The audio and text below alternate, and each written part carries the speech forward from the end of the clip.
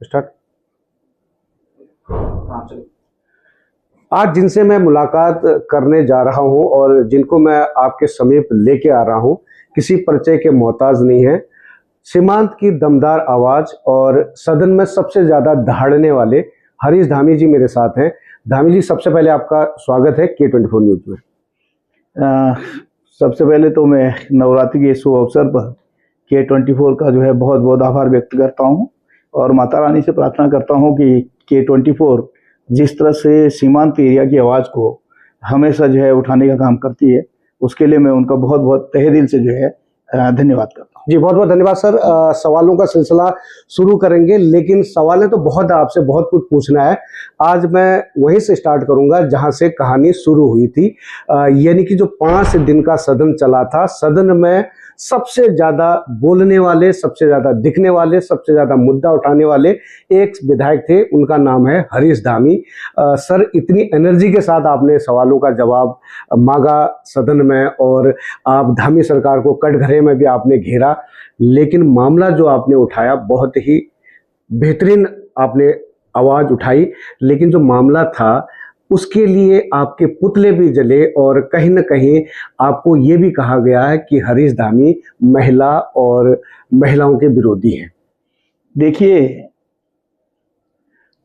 जहां तक मेरी बात है, मेरी नैतिकता और मेरी जिम्मेदारी है। मैं एक विधायक के साथ साथ एक सेवक हूं उस क्षेत्र का, और किसी समुदाय का अगर अहित हो रहा है तो अगर कोई मुझे कह रहा है तो उस आवाज को उठाना, सदन में रखना, ये मेरी नैतिकता, मेरी जिम्मेदारी है। रही बात, अगर उसको सरकार का डिसीजन, सरकार अगर उस महिला की जो है जाति को अगर राइट मान रही, सही मान रही है, तो अन्य को क्यों नहीं।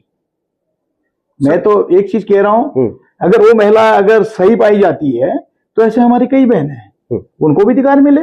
एक ही रसूखदार को ही क्यों, राजनीतिक परिवार को ही क्यों। क्योंकि यहाँ पर मेरा जो मानना है, सबको एक समान अधिकार मिलना चाहिए। और मैंने कहीं से कहीं कोई नागरिकता का विरोध नहीं किया, मैंने केवल अनुसूचित जनजाति की बात रखी है।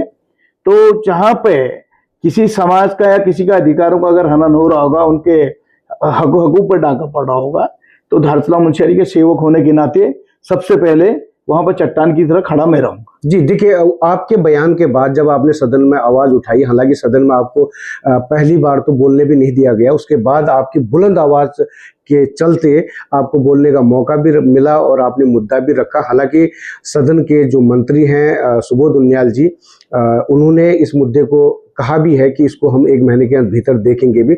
उसके बाद धारचूला में देखा गया कि आपके पुतले जले। धन सिंह धामी और महेंद्र बुदियाल साहब लगातार आपको कह रहे हैं कि ये महिलाओं के विरोधी हैं और लगातार एक महिला जो आगे बढ़ना चाहती है, विकास करना चाहती है, उनके पीछे हाथ धो के पड़े हैं, ऐसी बातें आपके लिए कह रहे थे। तो ऐसे में कहीं ना कहीं आपके जो चाहने वाले हैं, आपके समर्थक, उन्होंने 27 में आपको मुख्यमंत्री घोषित भी कर दिया है कि 27 में हरीश धामी मुख्यमंत्री बनेंगे। देखिए, मैं भाई काम करता हूँ, जनता जो मुझे जिम्मेदारी दी उसको करने का काम करता हूँ। बाकी जिम्मेदारी तो पार्टी को किसको क्या किस पद पे देना है, पार्टी को देना है। और जहां पे भाजपा के मेरे मित्र महिला विरोधी कह रहे हैं, तो भाई मैंने महिला की ही आवाज पे तो आवाज उठाई है। जो पूजा ग्वाल है, उन्होंने मुझे लिख के दिया है कि विधायक जी, इस सीट पे ये महिला जो है अनुसूचित जनजाति की सीट पे गलत तरीके से बैठी हुई है। अगर बोरा कास्ट को अगर आप एसटी का दे रहे हैं तो फिर सारे बोरा जितने उनको दीजिए, जितने और लोग हैं उनको भी दीजिए। क्योंकि कास्ट हमेशा, कोई भी जाति उसके बाप से संबंधित होती, मां से नहीं। इसलिए मेरा मानना यह है कि अगर उसकी मां से उसकी जाति अगर चिन्हित कर रही सरकार, नहीं परंपरा चला रही, तो फिर औरों को भी मिलना चाहिए ना, एक ही को क्यों। ये अनियमितताएं कहाँ से हुई धामी जी, कहाँ पर ये कमियां पाई गई? क्योंकि देखिए, जब भी चुनाव के लिए पर्चा भरा जाता है, जातियों से लेकर आपकी सारी जितनी भी चीजें होती हैं वो जमा की जाती है वहां पर सूची, और चेकिंग होती है पूरा। कहाँ कमियां लगती है आपको? देखिए, ये भाजपा की सरकार है, इसमें कुछ भी हो सकता है। जब चुनाव की प्रक्रिया चल रही थी तो मैंने खुद गया, मैंने तहसीलदार से पूछा कि भाई आपने इसको किस आधार पर बनाया है। तो उन्होंने मुझे कागज दिए कि पहले से बना है। ठीक है, हमने कहा पहले से बना है। तो हमने एक आपत्ति दी कि इसकी जाति जो है बोरा है, इसके पिताजी नेपाल मूल के हैं। उसके डॉक्यूमेंट्स भी हमने साक्ष्य पेश किए। उसके बाद मेरे संज्ञान में आया कि उसकी जो माँ है उसके भाई नहीं, तो उसके नाना नानी की जमीन उसके माँ के नाम चढ़नी चाहिए थी। दुर्भाग्यवश सरकार का रवैया देखिए, अधिकारियों के रवैये देखिए कि उस जमीन को उसके माँ के नाम न चढ़ा के उस महिला के भाइयों के नाम और उसके नाम चढ़ा दिया। मंजुला बुदियाल की बात करते हैं। हाँ, मंजुला बुदियाल जी, जो सरासर नियम विरुद्ध है। अभी उसमें भी कार्रवाई होनी। नहीं, ये तो पहली बार क्षेत्र पंचायत लड़ी ना विधायक जी, इससे पहले भी वो जिला पंचायत सदस्य के लिए लड़ चुकी है। देखिए, जिला पंचायत लड़ी होगी तब हमारे संज्ञान में नहीं था ना, तब किसी ने आपत्ति नहीं दिया। इस बार जब वो ब्लॉक प्रमुख के लिए लड़ी तो पूजा ग्वाल के द्वारा मुझे आपत्ति दी गई कि विधायक जी ये तो जो है सामान्य की महिला है, जनजाति में शादी हुई है। अब जनजाति में शादी होने से जनजाति थोड़ी बन जाएंगे। ये दोषी किसको मानते हैं आप? ये देखिए, दोषी तो सबसे बड़ी दोषी तो मंजुला बुदियाल के, जिसने डॉक्यूमेंट्स बनाए जी, चाहे उसका पति कहें या मंजुला बुदियाल कहें, क्योंकि उसने शपथ पत्र भी दिया। दूसरा, जो अधिकारियों ने बिना उसमें जमीनी स्तर पर जाए हुए डॉक्यूमेंट्स की जांच की वगैरह उसको जो है जनजाति का सर्टिफिकेट जारी कर दिया, ये बहुत बड़ा जो है अपने आप में एक मिस्टेक है। और मेरा ये मानना है उससे बड़ा मिस्टेक जो तत्कालीन जिलाधिकारी थे उसकी मानता हूं। सुप्रीम कोर्ट के रूल के अनुसार अगर किसी की जाति सर्टिफिकेट में अगर आपत्ति आती है तो जिलाधिकारी को 2 महीने के अंदर उसका डिसीजन लेना होता है कि आप ओके है या गलत।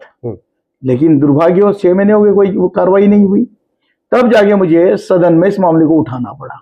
अब जब हमने सदन में इस मामले को उठाया तो अभी अब सदन से निर्देशित हुआ है कि जिलाधिकारी 1 महीने में इसका जो है फैसला करे। क्या लगता है आपको? जो भी फैसला आएगा हम उसका स्वागत करेंगे और हम उसी के आधार पर कोर्ट जाएंगे, हम न्यायपालिका जाएंगे। यहाँ पर महेंद्र बुदियाल भी कह रहे हैं कि हम कोर्ट जाएंगे और कोर्ट में साक्ष्य मुहार देंगे। कोई बात नहीं, देना भाई, मैं कब मना कर रहा हूँ। न्यायपालिका पे सबकी आस्था है और न्यायपालिका तो न्यायपालिका है, हम सब न्यायपालिका की शरण जाएंगे। लेकिन जो पहला एक चयन है, क्योंकि हम तो कोर्ट तब तक नहीं जा सकते ना जब तक हमको जिलाधिकारी के यहाँ से डिसीजन नहीं मिलेगा। हम तो 6 महीने से सब्र कर रहे हैं। ये तत्कालीन जो जिला अधिकारी हैं उन पर तो आपने बहुत सारे सवाल दागे हैं, उनकी गुणवत्ता पर आपने कहीं ना कहीं सवाल भी उठाए हैं, आपने बहुत कुछ उनके बारे में कहा है।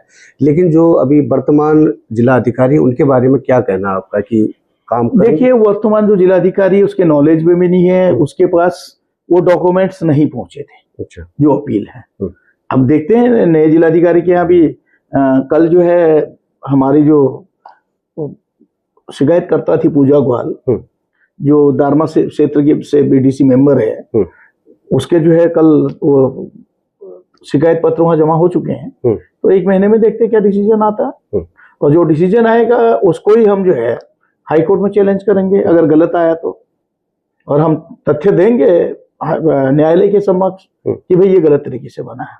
और मैं इतना जरूर कहता हूं अपने भाजपा के साथियों से कि अधिकारियों को आप दबाव में काम करा सकते हैं, लेकिन 1962 के अभिलेख जो भूमिधरी का अभिलेख है, उस अभिलेखों में आप कैसे जो है मंजुला बुदियाल को जो है एसटी घोषित कर पाएंगे? सबसे बड़ा सवाल ये है, क्योंकि आप जिले स्तर के तो कागजात बदल सकते हैं, जो अभिलेख आपके जिले में और अल्मोड़ा में जो अभिलेख पड़े होंगे उस समय के भूमि के, उससे सीधे सीधे साफ हो जाएगा कि मंजुला बुदियाल के नाना नानी तो एसटी थे, लेकिन मंजुला बुदियाल की माँ भी एसटी है, लेकिन उसका बाप जनजाति का व्यक्ति नहीं है, वो दूसरे देश का नागरिक है, वो सामान्य व्यक्ति है। हाँ, सामान्य व्यक्ति है। क्योंकि ये वही भाजपा है जिसने ओबीसी में, उत्तर प्रदेश के ओबीसी के लोगों को आपके नगर के चुनाव में उत्तराखंड में ओबीसी का आरक्षण ले रहे हैं करके इन हाउस में लाए थे, उसको जो प्रवर्त समिति को सौंपा गया था, उस समिति में मैं भी मेंबर था। विकास नगर इसका तो कट आउट 1950 है जी। विकास नगर के विधायक मुन्ना सिंह चौहान ने भी कहीं ना कहीं आपकी बातों पर मुहर लगाई है, उन्होंने कहा कि हाँ ये गलत है, ऐसा है। तो देखिए, मुन्ना सिंह चौहान जी भी जनजाति क्षेत्र से बिलोंग करते हैं, उनको जनजाति का ज्ञान भी है, और जनजाति का जो कटआउट है वो 1950 है। तो भाई आप उसको कैसे बदल सकते हैं? और वैसे भी राज्य सरकार के हाथ में वो बदलना नहीं है। जनजाति का जो आरक्षण है भारत सरकार के गजट नोटिफिकेशन के बाद ही मिलता है। तो मेरा तो सीधा कहना है कि भाजपा के मित्र आए और हम तो तैयार हैं, न्यायपालिका से लेके देव दरबार तक। अभी तो मैं इनको चैलेंज कर रहा हूँ, इतने अगर सच्चे हैं तो आए माँ को कोटगारी भगवती का जो मंदिर है, जो हमारा आस्था का केंद्र है, उस मंदिर पर ध्वजा पकड़ के कह दें कि भाई ये जो है गुंजी और बुद्धि की जनजाति है, तो मैं उसको भी मानने को तैयार हूँ, क्योंकि मैं तो धामी हूं ना। बिल्कुल। तो भाई मैं तो न्यायपालिका के साथ साथ देव दरबार को भी पुकार रहा हूँ और वहां पर बुला रहा हूँ इनको। अगर ये सच्चे आए, बताएं अपनी सत्यता, अगर नेपाल मूल नहीं है तो। नहीं, आप सदन में आवाज उठा रहे थे, लेकिन सदन के बाहर धारचूला और मुंशियारी में कहीं ना कहीं राजनीतिक चरम पर थी। एक तरफ तो आपके पुतले जलाए जा रहे थे, आपके नाम के वहां पर नारे लग रहे थे कि महिला विरोधी और कास्ट विरोधी दुनिया भर की चीजें कहा जा रहा था। दूसरी तरफ आपके जो समर्थक थे वो कह रहे थे कि इस बार 27 में हरीश धामी विधायक नहीं अब मुख्यमंत्री बनेंगे। क्या ये उनका प्यार था या हरीश धामी जी पीआर था? देखिए, धारचूला मुंशियारी की जनता का जो मेरे पे एहसान है, जो उन्होंने मुझे हमेशा सहयोग किया है, और आप जब देखते हैं कि मैं हाउस में जिस एनर्जी के साथ मैं अपनी बातों को रखता हूँ, एक हाउस में क्या हर जगह मैं अपने क्षेत्र के लिए जो लड़ता हूँ, चाहे अपने सरकार के खिलाफ ही काली पट्टी बात के जाने का मामला हो, ये सब एनर्जी मुझे मेरे क्षेत्र की जनता से मिलती है। उनका जो प्रेम, जो आशीर्वाद है, वही मेरी सबसे बड़ी शक्ति है। और ठीक है, कार्यकर्ता है, उनका भाई उनकी भावनाएं हैं, उनकी आस्था है कि भाई हमारा विधायक आगे बढ़ेगा, ऊंचे पद पर जाएगा तो क्षेत्र का विकास होगा। नहीं, ये तो बिल्कुल सही बात है कि जैसे कि आपने कहा कि वो उनके कहीं ना कहीं प्यार है, लेकिन 2027 में अगर कांग्रेस सरकार बनाती है तो हरीश धामी को कौन सा मंत्रालय मिलेगा? देखिए, ये तो हाईकमान का मामला है, लेकिन इतनी जरूर है कि 2027 में हरीश धामी को भी सीमांत क्षेत्र के होने के नाते और चौथी बार के विधायक बनने पे जरूर सरकार जो है सम्मान देगी, ये मैं कह सकता हूँ। तो कहीं ना कहीं हरीश धामी जो है लगातार क्षेत्र की आवाज उठाते हैं, और अपने क्षेत्र के अलावा आपने डीडीहाट की भी आवाज बनने की कोशिश की। लगातार डीडीहाट विधानसभा को भी आप मालिकाना हक देने की बात करते हैं, और वहाँ जैसे आपने अपने विधानसभा को एक अलग दर्जा दिया है, और ऐसे ही सीमांत के होने के नाते डीडीहाट के लिए भी आप आवाज उठाते हैं। देखिए, मैं आज भी कह रहा हूँ 27 में हमारी सरकार बन रही है और सरकार बनेगी। मैं निश्चित तौर पे डीडीहाट विधानसभा के लोगों के लिए लड़ूंगा और उनको हक दिलाऊंगा। जिस तरह धारचूला मुंशियारी को अन्नवाल जाति के तहत ओबीसी का आरक्षण मिला है, उसी तरह डीडीहाट के लिए भी हम लड़ेंगे और डीडीहाट के लोगों को अन्नवाल जाति का आरक्षण दिलाने का काम कराएंगे। क्योंकि जिस भौगोलिक परिस्थिति में, जिस वेशभूषा में हम रहते हैं, वही सेम भौगोलिक परिस्थिति उसी वेशभूषा में हमारा डीडीहाट विधानसभा भी है। तो मैं साफ तौर पे कह रहा हूं, उनको जो है ओबीसी का आरक्षण भी दिलाएंगे। और जो भूमिधरी का अधिकार का मामला है, ये मैंने कोई पहली बार नहीं उठाया है। भूमिधरी का मुंशियारी, नया बस्ती से लेके आपका बिंदु खत्ता, जो है बग्गा चौवन, मुंशियारी, कोपा, ये जो हमारे कुमाऊं के जितने भी जो एरिया हैं जहां पर लोगों पे आज भूमिधरी का तलवार उनके गर्दन पर लगी हुई है, इन हर मामलों को मैंने हर विधानसभा में उठाया। 2018 से मैंने इनको उठाने का काम किया, 17-18 से, और मैं आज भी कह रहा हूं जब लोग उन जगहों पर रहने को तैयार नहीं थे, तब हमारे लोगों ने दिन रात एक करके मेहनत मजदूरी करके वहां पर अपना आशियाना बनाया, उसको जो है उपजाऊ बनाया, वहां पर रहने लायक बनाया। अब जब कुछ उनको अच्छी उम्मीदें, उनके जो है सपने उजागर हो रहे थे, कुछ उनको लग रहा था कि अब अच्छे दिन आएंगे, तो सरकार की जो एक तलवार उनके गले में लटकी है, उस तलवार को जो है रोकने का काम करेंगे। हरीश धामी सच बोलने के लिए जाने जाते हैं और गुरेज नहीं करते हैं, चाहे किसी भी पार्टी का हो। अच्छा काम करने वाले की तारीफ भी करते हैं। पुष्कर सिंह धामी के 4 साल और भाजपा कहती है बेमिसाल। हरीश धामी कैसा देखते हैं? 4 साल भ्रष्टाचार से सर के ऊपर तक डूबी हुई सरकार, मैं कह सकता हूँ। उत्तराखंड में, या मैं मानता हूं कि देश में, इतना भ्रष्टाचार कभी नहीं हुआ होगा जो इन 4 सालों में हुआ। जब पुष्कर धामी जी, माननीय मुख्यमंत्री, जब चुनाव हार गए थे, तो धामी होने के नाते मैंने ऑफर किया था, मैंने उनसे कहा आप चुनाव लड़िए, धारचूला से मैं छोड़ दूंगा। और मैंने इतना कहा कि आप मेरे क्षेत्र का जो विकास रह गया है वो विकास आप पूरा करेंगे, क्योंकि मैं राजनीतिक व्यक्ति नहीं हूँ, मैं भावनाओं में काम करता हूँ। और मेरा मानना था कि जिस तरह माननीय हरीश राव जी ने धारचूला मुंशियारी के लिए काम किया, उसी तर्ज पे, क्योंकि उनको ज्यादा समय नहीं मिला, तो मैंने कहा पुष्कर भाई अगर मुख्यमंत्री बनते हैं, मैंने कहा धारचूला मुंशियारी में सड़क है, वहाँ की जो है नेटवर्किंग की सुविधा है, स्वास्थ्य का मामला है, शिक्षा का मामला है, ये अगर सॉल्व हो जाएगा तो मैंने कहा भाई अगली बार हरीश रावी को जनता अपने आप चुनेगी। मेरा लालच ये था, मेरा लालच ये नहीं था कि मैं भाजपा में ज्वाइन हो जाऊंगा, ये हो। मैंने पहले भी कहा था कि मैं कभी भाजपा में नहीं जा सकता, क्योंकि मेरी नैतिकता, मेरी सिद्धांत भाजपा से नहीं मिलते, क्योंकि मैं एक सैनिक का बेटा हूं और मैं तो उस पार्टी का जो है सिपाही हूं जिस पार्टी ने इस देश को आजादी दिलाई है। और मैं आज कह सकता हूं कि भाजपा का एक लीडर बताइए आप जो स्वतंत्रता संग्राम सेनानी रहा हो, परिवार से संबंधित रहा हो। क्यों पुष्कर सिंह धामी भी तो सैनिक पुत्र है। सैनिक पुत्र है, ठीक है, सैनिक पुत्र होना कोई बड़ी बात थोड़ी है, लेकिन आप किस पार्टी में है? वो तो सर आप सैनिक पुत्र है तो सैनिक पुत्र, वो सैनिक पुत्र है तो कोई बड़ी बात होना, ये तो फिर नहीं। देखिए मैंने ये नहीं कहा मैं सैनिक पुत्र हूँ बड़ी बात, लेकिन मैं ये है कि मैं ये कहता हूँ मैं सैनिक पुत्र हूँ, अगर गोली खाऊंगा तो सीने में खाऊंगा, मैं विश्वासघात नहीं करूंगा। तो पुष्कर सिंह धामी की आप तारीफ करते करते अचानक इतने विरोधी कैसे हो? देखिए मैंने जब भी क्षेत्र की बातें कही उन्होंने कहा करेंगे करेंगे, और कुछ हद तक आपदा या कई जगहों पर उन्होंने क्षेत्र के लिए विकास के लिए दिए भी उसने, लेकिन मैंने एक मांग उनसे करी कि भाई मेरे यहाँ ये जो भ्रष्टाचार हो रहा है, आपके लोग जो एक खड़ंचे के नाम पर करोड़ों रुपए के जो बंदर बांट हो रही, इसको रोक दीजिए। मैंने कहा गलत हो रहा, या फिर मैंने कहा वो खड़ंचा बने धरातल पे, ऐसी जगह बने जहां लोगों को उसका यूज हो, लेकिन वो हुआ नहीं। इसका मतलब सीधे सीधे ये था कि भाई पुष्कर धामी जी जो है मेरी विधानसभा से भ्रष्टाचार करा के जो है अपने लोगों को आगे बढ़ाना चाह रहे थे। अपने खर्चे से बीएसएनएल टावर लगाने की क्या जरूरत पड़ी हरीश धामी को? देखो मैंने अपने खर्चे से नहीं लगाया, जनता का पैसा था, विधायक निधि का था। उस क्षेत्र में मोबाइल की बहुत बड़ी दिक्कत थी, मोबाइल टावर।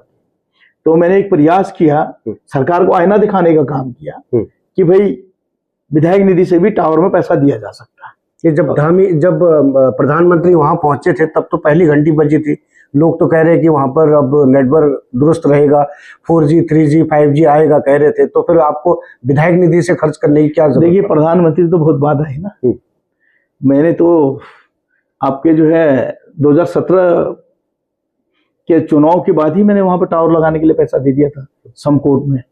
और आज भी ये मैं चैलेंज के साथ कह रहा हूँ, धारचूला मुंशियारी का आज भी 50% भूभाग नेटवर्किंग से वंचित है। मैं कल जब आ रहा था तो मैं तल्ला जोहार क्षेत्र से मुझे हमारे कार्यकर्ताओं के फोन आए कि बहुत से ऐसे हैं बुजुर्ग जिनके पास मोबाइल नहीं है, या बहुत से लोग ऐसे हैं जिनका कोई व्यक्ति मुंशियारी गैस गोदाम जाके गैस बुक कर सके ऑफलाइन। मैंने जिलाधिकारी से कहा, मैंने कहा भाई आप तल्ला जोहार में कैंप लगाइए, तल्ला जोहार है, गोरी छाल है, धारचूला में जिन एरिया में मोबाइल टावर नहीं है या जो व्यक्ति निराश्रित हैं जिनके पास मोबाइल नहीं है, मैंने कहा वहां पे उसके गैस कार्ड के साथ एक शिविर कैंप कराइए, वहां पर उसकी गैस बुक हो जाए ताकि उनको गैस मिले। नहीं तो धारचूला और कई जगह तो ऐसी स्थिति है जब वो नेटवर्क में आते हैं तब वो टावर जो है ऑनलाइन गैस बुक करते हैं, फिर उनका नंबर जब आएगा तब गैस भरते हैं। अगर एक आदमी गैस के लिए मुंशियारी जाएगा तल्ला जोहार से, आने जाने में उसका आना जाना खाने में 500 रुपए खर्च हो जाएंगे, और उसके बाद भी गैस मिले या ना मिले कोई सियोटी नहीं है। तो भाई गरीब आदमी को जब 2 वक्त की रोटी अपने जो है व्यवस्था करना मुश्किल हो रहा है, तो 500 रुपए अगर एक ही बार में खर्च हो जाएगा तो कितना बड़ा बोझ पड़ेगा। स्वास्थ्य को लेकर आपके क्षेत्र में कहा जाता है कि कहीं ना कहीं अल्ट्रासाउंड करने के लिए एक व्यक्ति को 5,000 रुपए करीब चुकाने पड़ते हैं। उसकी वजह है कि आपके क्षेत्र से पिथौरागढ़ पहुंचने में कम से कम 5,000 की गाड़ी बुक करनी पड़ती है, उसके बाद लाइन में लगकर अल्ट्रासाउंड करवाना पड़ता है। तो इसके लिए आप लगातार प्रयासरत रहते हैं, आवाज उठाते हैं, सरकार सुन नहीं रही, तो क्या करेंगे आप? अगला कदम हरीश धामी का? देखिए निश्चित तौर पे सरकार जो है कहती कुछ है करती कुछ और है।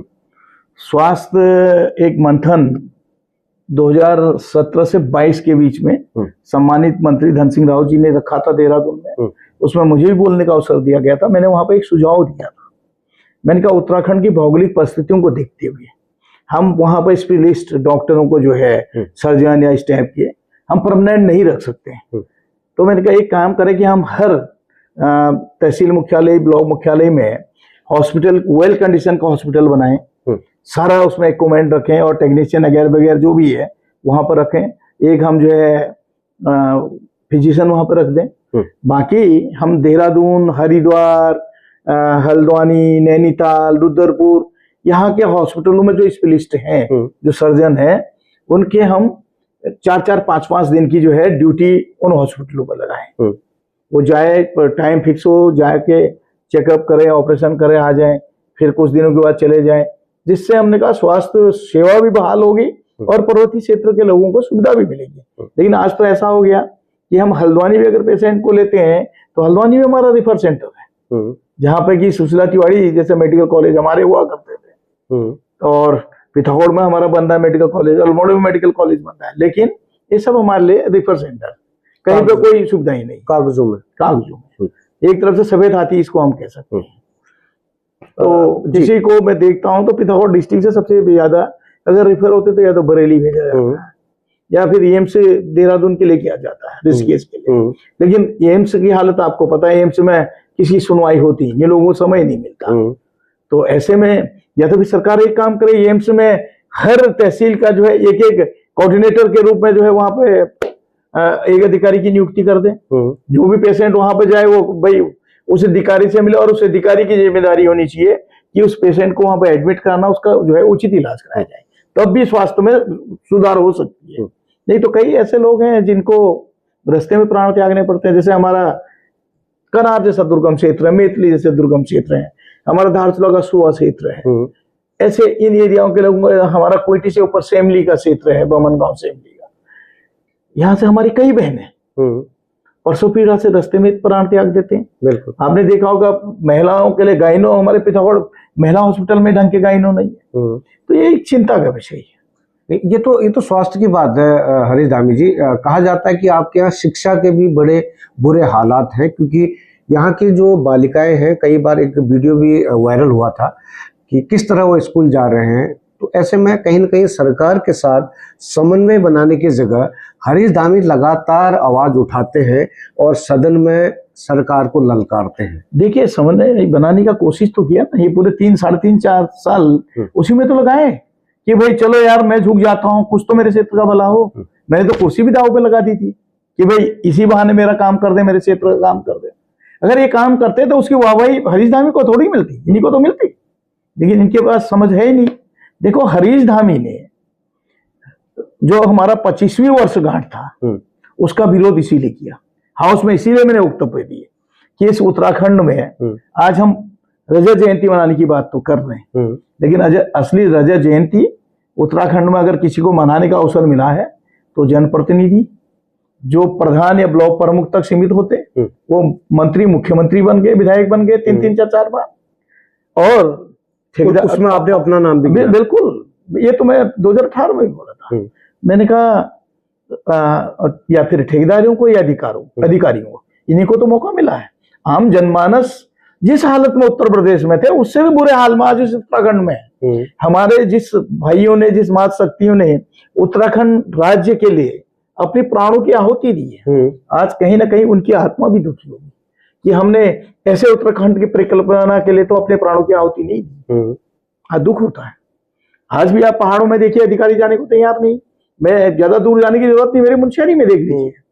2017 में जब कांग्रेस की सरकार गई, भाजपा की सरकार आई, तब से एसडीएम है नहीं। अभी मुश्किल से 10 दिन पहले एसडीएम आया था, फिर उसको पूर्णागिरी ड्यूटी में लगा दिया गया। भाई सबसे दुर्गम क्षेत्र, आपदाग्रस्त क्षेत्र, सबसे ज्यादा जहां पे हिमपात होता है, जिसमें जो है आपके भूकंप में 5 जोन में जो क्षेत्र रखा गया, अगर वहां पे आप अधिकारी नहीं रख पा रहे हैं जिनसे लोगों का रोज का काम पड़ता है, तो फिर आप कैसे उत्तराखंड राज्य में आप रजत जयंती मनाने की बात कर रहे हैं? आप लगातार सीमांत के लोगों को आप कहते हैं कि वो कहीं ना कहीं सीमा के प्रहरी, निःशुल्क प्रहरी के रूप में है, उसके बावजूद उनके साथ सौतेला व्यवहार क्यों करती है सरकार? यही तो सरकार की जो है कमी है। मैं आज भी आपको कह रहा हूं, सीमांत में, चाहे मेरी विधानसभा क्या, पूरे उत्तराखंड के जो सीमांत के क्षेत्र हैं, जो वहां पर निवास करते हैं, वो निःशुल्क सीमा के प्रहरी हैं। उनको सरकार कुछ नहीं दे रही, फिर के भी वो अपनी सीमाओं की रक्षा कर रहे हैं। आपने देखा नेपाल माओवाद से ग्रस्त था, मेरे धारचूला एरिया में कहीं कभी कोई ऐसी घटना घटी हो, मतलब ही नहीं है। 1962 की जब लड़ाई हुई तो जो हमारा ब्यास घाटी है, आदि कैलाश वाला, ओम पर्वत वाला रूट, उस एरिया में क्योंकि सड़क नहीं था, सैनिकों को रसद सामग्री पहुंचाने का काम उस गांव के लोगों ने किया है। उस ब्यास घाटी के, उस चौदास घाटी के, उस दारमा घाटी के लोगों ने किया। वो ऐसी जोहार की तरफ से कहें तो मल्ला जोहार के लोगों ने किया। लेकिन उनको आज भी क्या मिला? जब देश का प्रधानमंत्री आया, सड़क जाने के बाद उनको एक आशा की किरण जगी कि अब तो भाई प्रधानमंत्री जी भी आ गए, टूरिस्ट भी आ रहे हैं, श्रद्धालु भी आ रहे हैं, हम होम स्टे बनाएंगे, कुछ रोजगार करेंगे। तो सरकार ने वो जमीन भी छीन ली।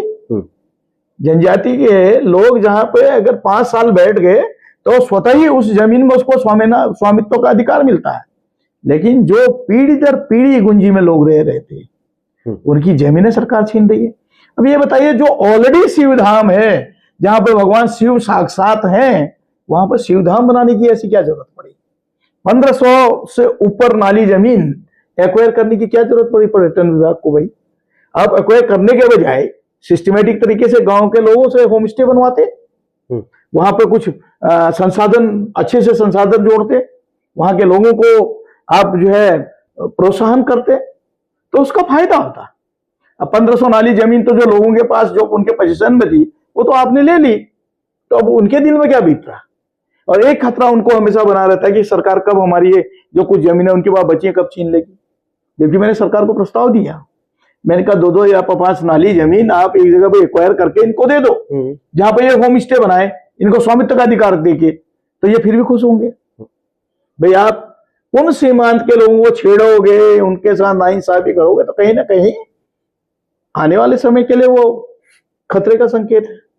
मेरा ये मानना है, जब प्रधानमंत्री, देश के प्रधानमंत्री जी आए, मैं भी खुद उसमें था, और उस क्षेत्र के लोगों ने उनको अपने पलकों में बैठा। लेकिन उसका परिणाम क्या निकला कि वहां की सारी जमीन आपने शिवधाम के नाम पर कब्जा कर लिया, जो जिनके पोजीशन में थी उनको हटा दिया, या जो कुछ लोगों के कई समय से वहां छोटे छोटे होटल ढाबे बने थे उसको तोड़ने का काम कर रहे हैं। कोर्ट में वो बेचारों को कभी न्यायालय में पहुंचा दे रहे। तो ये कहीं न कहीं पर्वतीय क्षेत्र के सीमांत के लोगों के साथ भीतरघात है। हरीश धामी एक दमदार विधायक के तौर पर जाने जाते हैं और सीमांत में आपकी लहर मानी जाती है। पहली बार जब मुंशियारी में नगर पंचायत बना तो पहला व्यक्ति जो चुनाव लड़ा और जीता वो निर्दलीय था। पहले कांग्रेस का भी बताते हैं, खुद मैंने उनका इंटरव्यू किया था, तो उन्होंने अपने आप को हरीश धामी का हनुमान बताया था। और जीतने के बाद 1 साल के भीतर भीतर भाजपा में चले गए हैं वो। और उनके जाने के बाद कहीं ना कहीं महेंद्र भट्ट जो भारतीय जनता पार्टी के अध्यक्ष हैं, प्रदेश अध्यक्ष, उनका ये कहना है कि उनके आने से शुभ संकेत है कि धारचूला विधानसभा 27 में भाजपा के पास आएगी। क्या कहना है? मैं तो चैलेंज कर रहा हूँ ना, महेंद्र भट्ट आ जाए या पुष्कर धामी आ जाए, लड़े हरीश धामी के खिलाफ चुनाव, वो तो मैदान में पता चलेगा। देखिए, पहाड़ी में एक किस्सा है, जुए के लिए घाघरा नहीं खोला जाता। तो एक व्यक्ति अगर कोई चले गया तो उसके लिए क्या दिक्कत है? पंचायत के चुनाव तो होते ही भाई आपके आपसी भाई बिरादरी में गांव क्षेत्रवाद पर होता है। विधानसभा का चुनाव है, मैं तो कह रहा हूँ सब मिल के आए, अपना जो इनका मुख्यमंत्री का चेहरा होगा उसको लड़ाए मेरे खिलाफ, मैं तैयार हूं लड़ने को। अगर उसको भी अगर हरा के उसको भी छठी का दूध याद न दिला दिया तो मैं भी हरीश धामी नहीं। तो ऐसी धारचूला मुंशियारी की जनता ने मुझे अपना आशीर्वाद नहीं दिया। तो पुष्कर सिंह धामी के खिलाफ भी आप लड़ने के लिए तैयार है? लड़ने के लिए तो क्यों, कौन सा भाई, मैं तो कह रहा हूं मोदी को लिया हो ना, पुष्कर धामी क्या है? अगर देखे तो पुष्कर धामी तो मुझसे 6 महीने जूनियर है ना विधायक। आप मैं कंटिन्यू 3 बार का विधायक हूं, वो तो एक बार चुनाव हार के 6 महीने बाद जो है चुनाव लड़के बने हैं। तो मैं तो उससे सीनियर हूं, मैं कह रहा हूं आए चुनाव लड़े, मुझे कहां दिक्कत है। हरीश धामी घबराने का नाम नहीं है। अगर देखो, जिसके साथ धारचूला मुंशियारी की मात शक्ति, वहां के युवाओं का, वहां के बुजुर्गों का आशीर्वाद है, वो व्यक्ति किसी भी मैदान में घबराने के लिए नहीं बैठा है। घबराने के लिए तो हरीश धामी सिर्फ धारचूला तक ही सीमित नहीं, पूरे उत्तराखंड में आप कहीं ना कहीं इस विधानसभा सत्र के बाद तो आपकी लहर है। हमने भी कई बार फेसबुक और अपने चैनल पर डाला, तो लोगों का कहना है कि सत्र विधानसभा में हरीश धामी जैसा विधायक होना चाहिए। क्या पुष्कर सिंह धामी किसी और अन्य विधानसभा से लड़ना चाह रहे हैं, या कहीं भी लड़े तो हरीश धामी उनको टक्कर देने के लिए, लड़ने के लिए तैयार है क्या जाने के लिए? देखिए, मैंने धारचूला मुंशियारी के लिए काम किया है, तो मैं एक चीज कहूंगा कि जब तक वहां की जनता मुझे वहां से नहीं हटाएगी तब तक मैं उस क्षेत्र को नहीं छोड़ूंगा। अब बहुत से लोग तो अफवाह कर रहे थे हरीश धामी डीडीहाट की ओर जा रहा है। भाई मैं डीडीहाट जा नहीं रहा था, मैं डीडीहाट अपनी पार्टी के लिए वहां पर जो है जगह बना रहा था, काम कर रहा था कि भाई, क्योंकि डीडीहाट भी मेरे विधानसभा से लगा हुआ है, उसी तरह हमारा कपकोट लगा हुआ है। तो मेरा काम है, मैं पार्टी के लिए, संगठन के लिए काम कर रहा हूँ। मैं जिस पार्टी में रहा हूँ, जिस पार्टी ने मुझे से एक साधारण परिवार के एक सैनिक के बेटे को 2012 में चुनाव में जो है टिकट दिया, तो उस पार्टी का ऋण कैसे चुका सकता हूँ? डीडीहाट में नगर तो आप ले ही आए ना? नहीं, वो मैं नहीं लाया। डीडीहाट के जो हमारे कांग्रेस के लोग थे और जो वर्तमान नगर पंचायत अध्यक्ष हैं, ये उनकी काबिलियत थी, उनकी मेहनत है, वो सब एकजुट हुए। हाँ, मैं डीडीहाट की जनता का धन्यवाद करता हूँ कि मैं भी कई बार वहां पे गया उनके लिए वोट मांगने, और डीडीहाट की जनता ने हमें अपना आशीर्वाद दिया। नहीं, उसके मेन किरदार अगर जोहरी मैं कहूँ तो वो तो हरीश धामी नहीं, हरीश धामी नहीं, वो डीडीहाट के लोग हैं। हरीश धामी तो केवल एक कार्यकर्ता के रूप में वहां पे मांगने गया था, और उसके लिए मैं डीडीहाट का एहसानमंद हूँ कि उन्होंने मुझे आशीर्वाद दिया और हम सब मिलके नगर पंचायत की सीट ले आए। और मैं वादा कर रहा हूँ आज भी, जिस दिन कांग्रेस की सरकार आई 27 में, तत्काल मैं अपनी सरकार से लड़के भी डीडीहाट को भी अन्नाल समुदाय के तर्ज पर ओबीसी का आरक्षण दिलाने का काम करूंगा, ये मेरा वादा है। और वहां के जो भूमि धरी का अधिकार का मामला है, मैं उसके लिए भी लड़ूंगा और वो भी अधिकार दिलाने का काम करूंगा। जनपद पिथौरागढ़ की 4 सीटों में 2 सीटों में आपका कब्जा है, यानी कि कांग्रेस का कब्जा है, 2 सीट भाजपा के पास है। कहीं ना कहीं इस बार जो है कांग्रेस 3 की बात कर रही है, भाजपा कह रही है 4 के 4 हम लाएंगे। तो क्या कहना आपका कि डीडीहाट को कैसे मानते हैं आप? देखिए, भाजपा की तो मैं नहीं कह सकता। हमारे बड़े भाई मयूख मुखर्जी हैं पिथौरागढ़ से, अगर उनका आशीर्वाद रहा तो पिथौरागढ़ की 4 सीटें कांग्रेस अपनी झोली में डालेगी। देखिए, डीडीहाट में जितना प्रभाव माननीय मयूख मुखर्जी का है उतना किसी का नहीं, उसी तरह उनका जो प्रभाव गंगोली हाट में है किसी का नहीं है। तो निश्चित तौर पे हम 4 सीटें जीतेंगे। और मैं तो हमेशा अपने सीनियरों के पीछे खड़े रहने का मैं जो है पीछे खड़ा रहता हूँ। मुझे कभी आगे जाने की जो है वो ख्वाहिश नहीं है। जब जहां जाना हो तो अपनी जनता अपने आप भेजेगी। बाकी इतना है कि भाजपा गलतफहमी में है तो आए लड़े मैदान में, चुनाव मैदान में। और जहां पर धारचूला की बात है तो मैं तो कह रहा हूं मुख्यमंत्री आए ना चुनाव लड़ रहे हैं। देखिए चुनाव वर्ष है धामी जी, ये चुनाव वर्ष है, और चुनावी वर्ष से लेकर यानी कि 4 साल अगर हम पुष्कर सिंह धामी के गिने पूरा कामकाज का उनका लेखा जोखा अगर करें तो जिहादों के भी नाम बने हैं। थूक जिहाद, पेशाब जिहाद, लैंड जिहाद, पता नहीं कितने जिहाद आ गए। क्या अब राजनीतिक सिर्फ जिहादों तक ही सीमित रहेगी, धर्म और पंथ पर ही टिकेगी, या फिर राजनीति का कुछ स्वरूप बदलेगा, या फिर कुछ और तरीके की शिक्षा, स्वास्थ्य, इन सब पर भी बात होगी या कभी? देखिए, भाजपा हमेशा जातिवाद पे ही राजनीति करती है और अब तो बहुत अति हो गया।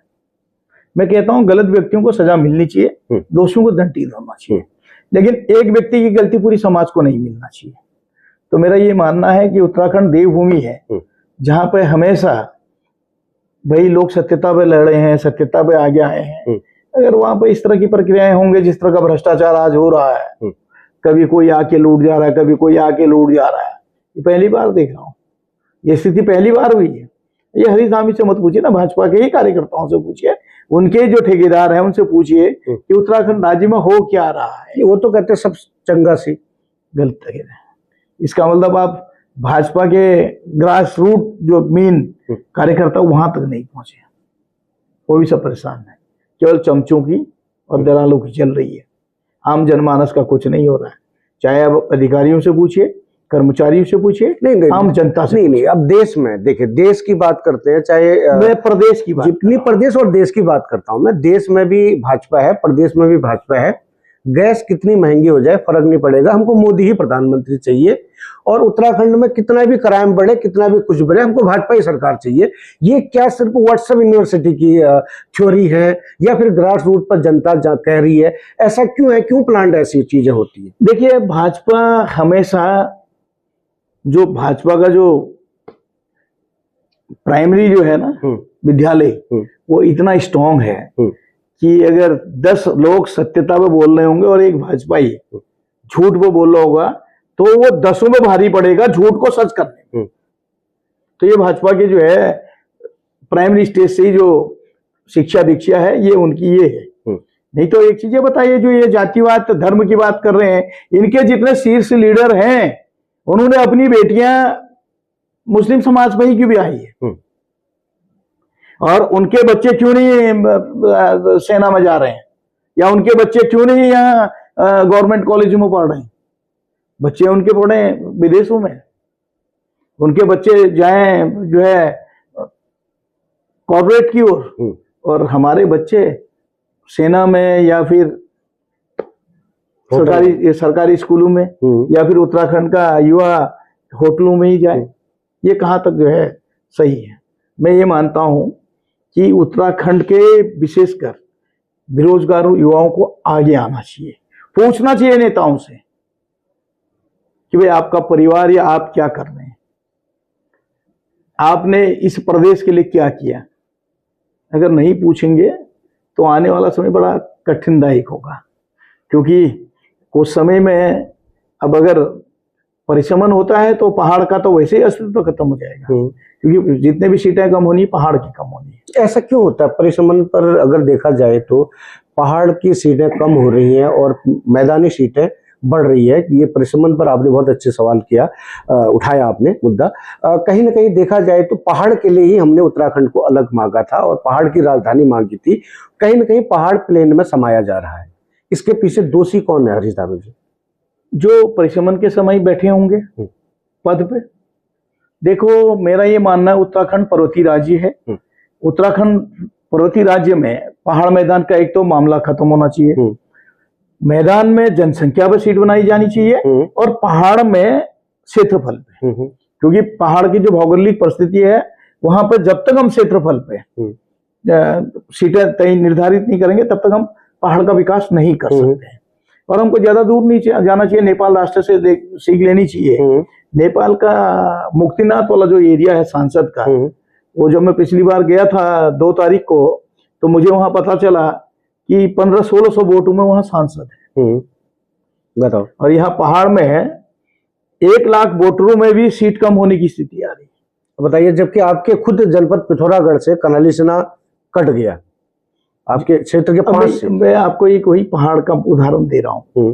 पहाड़ का विधायक अगर 5 साल लगातार भी अपनी विधानसभा घूमते रहे तो पूरी विधानसभा के हर गांव और उसके तोक नहीं पूरा कर सकता। मैदान में तो भाई हम सुबह निकले तो शाम तक पूरी विधानसभा घूम के हम घर आ सकते हैं। पहाड़ में ऐसी भौगोलिक परिस्थितियां हैं, कई कई जगह तो ऐसे हैं कि जहाँ एक गांव को घूमने के लिए हमको 4-4, 5-5 दिन चाहिए होगा। उसकी भौगोलिक परिस्थिति ऐसी है, कहीं रास्ता है, कहीं नहीं है, कहीं एक घर यहाँ बैठा है तो एक घर जो है 4 किलोमीटर 5 किलोमीटर दूर है। तो ये पहाड़ की भौगोलिक परिस्थिति है। आप ही का लगा लीजिए, अगर आप मतकोट अपने घर से निकलते हैं, अगर नाचनी आपको होकर आना है तो पूरा दिन लगेगा। हाँ, पूरा दिन। और वैसी में अगर धारचूला के गांव में जाना चाहता हूँ तो पूरा दिन वहां के लिए भी चाहिए, और उसमें भी एक ही गांव जा पाऊंगा, मैं 2 गांव नहीं कवर कर सकता।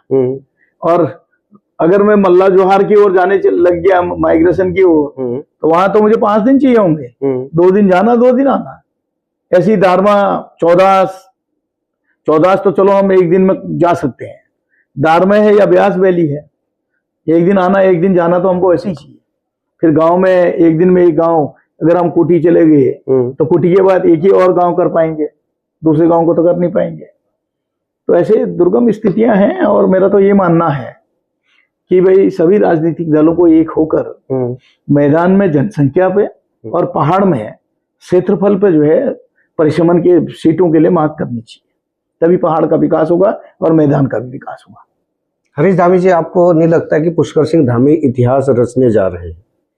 एनडी तिवारी के बाद वो दूसरे मुख्यमंत्री होंगे जो लंबे समय, यानी कि अब हैट्रिक की बात कर रहे हैं, अगर वो हैट्रिक कर लेते हैं तो सबसे ज्यादा उत्तराखंड के शासनों में से मुख्यमंत्री पुष्कर सिंह धामी बनने जा रहे हैं। क्या कहेंगे इस पर? देखिए, अगर आप पुष्कर धामी की तुलना स्वर्गीय नरेंद्र तिवारी जी से करेंगे तो ये कहीं ना कहीं गलत होगा। मैं तो समय की बात देखिए, नरेंद्र तिवारी जी ने उत्तराखंड में विकास किया। हमने विकास की बात नहीं, हमने समय की बात, समय के साथ साथ विकास किया। भाई माननीय पुष्कर धामी जी के समय में हो क्या रहा है? विकास तो हो नहीं रहा है, बस जन भावनाओं के साथ खिलवाड़ हो रहा है और भ्रष्टाचार हो रहा है। बाहर से लोग आ रहे हैं, उत्तराखंड को लूट रहे हैं, उसके अलावा तो कुछ नहीं हो रहा। अगर उनने 2 पारी खेल भी दी तो उसमें कहाँ दिक्कत है? देखिए, वो उस समय मुख्यमंत्री बने हैं जब मोदी जी के नाम पे अगर खुजली वाले कुत्ते को भी चुनाव लड़ाते तो वो भी जीत गया था। दौर चला है भाजपा का, लेकिन उसमें भी पुष्कर सिंह धामी हार गए थे। तो आप आकलन कर सकते हैं, कहीं ना कहीं कोई कमी रही होगी, इसीलिए खटीमा की जनता ने मुख्यमंत्री को हराया। नहीं, सबसे उनके चाहने वाले, यानी कि उत्तराखंड के भाजपा के उनके मित्र, उनके चाहने वाले कहते हैं कि सबसे मजबूत और सबसे दमदार पुष्कर सिंह धामी को कहते हैं, क्योंकि अगर देखा जाए तो देश के पहले मुख्यमंत्री है जिन्होंने अपने फेसबुक पर 10,000 मिलियन व्यूज को, मतलब सॉरी फॉलोअर्स को करने वाले वो सबसे पहले व्यक्ति हैं। अगर उतना पैसा मेरे पास, उसका अगर 100वां हिस्सा भी अगर मेरे पास पैसा होता तो मैं उससे आगे होता। 1,100 करोड़ रुपए मीडिया में खर्च कर दिया हो इतने से उत्तराखंड राज्य के मुख्यमंत्री ने, तो वो क्या नहीं कर सकते हैं? ये पहला इतिहास है। जितना मीडिया में जो पैसा खर्च किया गया, इन्वेस्ट किया गया है, उत्तराखंड जैसे राज्य को तो मुश्किल से 5 साल में तो जो है 100-200 करोड़ रुपए में जो है मीडिया का खर्चा हो जाना चाहिए था। 1,100 करोड़ रुपए वो भी 3 साल में ही उड़ा दिए। तो ऐसे तो पैसे के बल पर तो कोई भी कर सकता। ये पैसा सिर्फ उत्तराखंड के पत्रकारों को मिला या बाहर के? उत्तराखंड के पत्रकारों को मिला होता तो फिर भी हम भी कहते चलो यार, उत्तराखंड के लोगों को ही तो मिला, उत्तराखंड में ही तो रहा। वो भी तो बेरोजगारी है। हाँ, वो पैसा तो सारा बाहर के लोग ले गए। उत्तराखंड का पत्रकार तो आज भी बेचारा जो है कैमरा और डंडा पकड़ के घूम रहा है, उसको कहाँ मिल रहा? उनको तो धमकियां मिलती हैं। बस यही है उत्तराखंड का। तो मेरा इसीलिए मैं कह रहा हूँ कि उत्तराखंड राज्य के जो हमारे जो शहीद हैं, जिन्होंने उत्तराखंड के लिए अपनी प्राणों की आहुति दी, आज उनकी आत्मा भी कह रही होगी कि हमने कैसा उत्तराखंड राज्य चाहा था और कैसा उत्तराखंड राज्य बन गया और कैसे लोगों के हाथ में उत्तराखंड राज्य आज है। आप तो पुष्कर सिंह धामी की तारीफ करते थे, अचानक आपके पुष्कर सिंह धामी के प्रति कड़वाहट? जब तक आंखों में आदमी का पर्दा होता है तो आदमी को लगता है। मैं भी सोच रहा था काम हो रहे हैं, ठीक हो रहा है, क्षेत्र में सब कुछ हो रहा है। जब धरातल में निकला तो कहते हैं ना, जब खोदा पहाड़ तो निकला चुहिया। आपने सीट ऑफर कर दी, आपने जब जॉल जी भी आते हैं तो आप उनकी बड़ी तारीफ करते हैं, मंच पर उनको वेलकम करते हैं। देखिए, जब उन्होंने काम किया तब मैंने तारीफ की, मैं आज भी कह रहा हूँ। कुछ काम अच्छे किए उन्होंने, आपदा में अच्छे पैसे दिए, लेकिन कंट्रोल तो कर ही नहीं पाए ना। पिछली बार भी जब मैं अपने ही नेता प्रतिपक्ष के खिलाफ सदन में बोल बैठा, मैं लड़ा, तो उन्होंने पैसा दिया, लेकिन उन्होंने ये नहीं देखा कि उनका जो जिलाधिकारी जिसने वितरण करना है वो सही कर रहा है या नहीं कर रहा। हमारी शिकायत के बाद भी कार्रवाई नहीं की।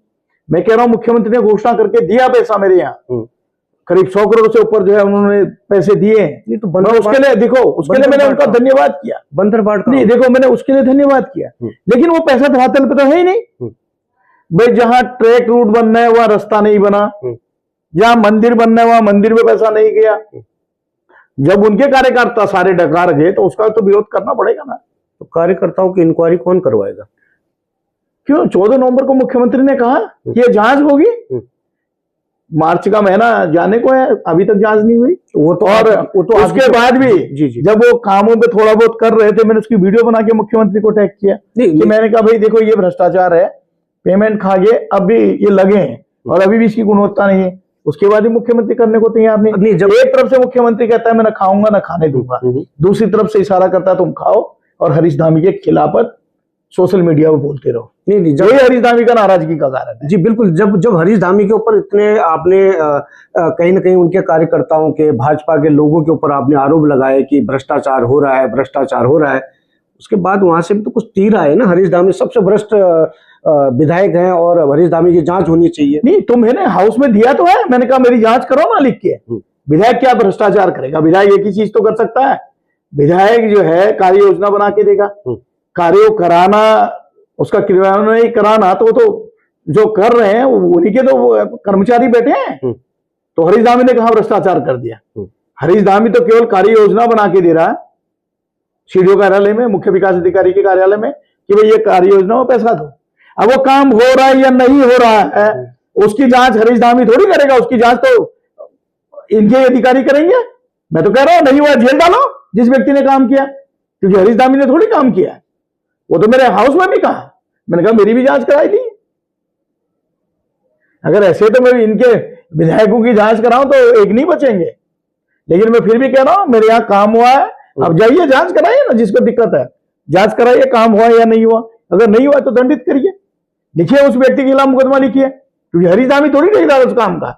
हरीश धामी का काम तो केवल कार्य योजना है। हरीश धामी ने अगर कार्य योजना गलत दी है तो बताओ।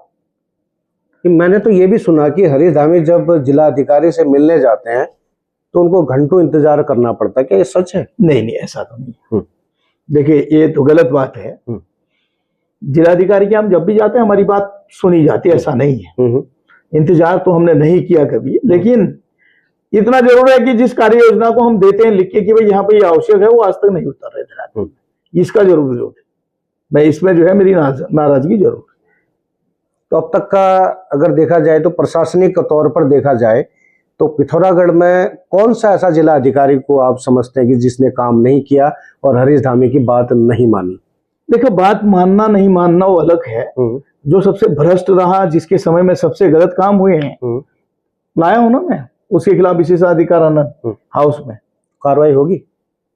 विधानसभा अध्यक्ष का विवेक है, करना चाहिए। अगर नहीं करेंगे तो दूसरी बार जब दूसरे पक्ष की सरकार आएगी तो वो भी तो वही करेगा। मैं तो आज भी इनको कह रहा हूं, तुम हमको आईएएस अधिकारियों के माध्यम से हमारे काम रोक रहे हो। मैं वो शख्स हूं, अगर अपने आप में आया तो हम तुमको 4th क्लास से तुम्हारा उत्पीड़न कराएंगे। ऐसी तुम्हारी हालत कर देंगे कि तुम एक 4th क्लास के लिए, 4th श्रेणी के लिए तुमको विशेषाधिकार लाना पड़ेगा।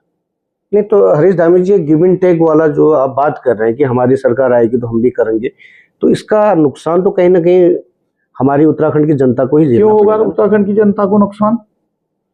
जनता के लिए तो हम हमेशा बैठे हैं, तत्पर हैं। जनता के लिए तो हम 2 बजे रात भी काम करने के लिए तैयार हैं। मैंने विशेषकर उन जनप्रतिनिधियों के लिए कहा कि जो सत्ता के घमंड में अधिकारी के द्वारा गलत कार्य कराते हैं। मेरा उन लोगों को स्पष्ट कहना है कि हमारी सरकार आते ही हम तुम्हें 4th क्लास से तुम्हारा उत्पीड़न कराएंगे। ये 4th क्लास से मुझे याद आया है, आप ही की विधानसभा में रातों रात एक चपड़ासी जो है प्रिंसिपल बन जाता है, क्या मुद्दा है?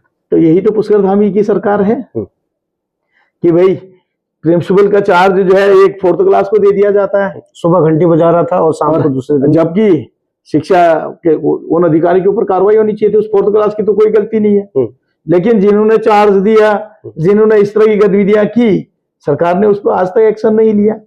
इसलिए मैं कह रहा हूं भाजपा है, कुछ भी संभव है। नहीं तो ये मोदी जी के नाम पर भाजपा कब तक जीतती रहेगी? क्योंकि पिछले 2 चुनाव तो मोदी जी के नाम पर जीत चुकी है। आपको क्या लगता है कि ग्राउंड पर काम भाजपा कर पा रही है? कुछ नहीं, अब भाजपा का अंत आ चुका है। इस बार चलेगा मोदी मैजिक? कोई मैजिक नहीं चलने वाला। लोकसभा में देख लिया ना, कहां मैजिक चली, विकेट गिरते गिरते बच गए। तो मानिए 2027 में देवभूमि उत्तराखंड से पूरे देश में एक संदेश जाएगा कि देवभूमि उत्तराखंड के देवी देवताओं ने भाजपा के इन पाखंडियों को, इन जो है हमारी बेटियों की आबरू लूटने वाले पाखंडियों को, इन भ्रष्टाचारियों को देश से उखाड़ फेंकने का संदेश दे दिया है। कि कहीं ना कहीं देखिए, पुष्कर सिंह धामी लगातार राहुल गांधी तक भी पहुंचते हैं, शहजादे से नवाजते हैं उनको। तो आपको ऐसा लगता नहीं कि क्योंकि एक लोकसभा के हाउस के विपक्ष के बहुत बड़े नेता हैं, उनको बार बार ललकारते हैं? अभी एक दीपक मोहम्मद वाला मुद्दा उठा था, उस पर भी उन्होंने कहा था कि शहजादे जो है कहीं ना कहीं राजनीति कर रहे हैं उत्तराखंड में।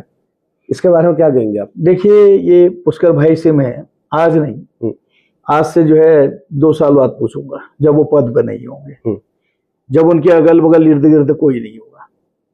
जो व्यक्ति मित्र पहचानना नहीं जानता है, केवल धन के नाम पर या अपने अहम के नाम पर अपने आप को साबित करना चाहता है, उस व्यक्ति का अंत बहुत बुरा होता है।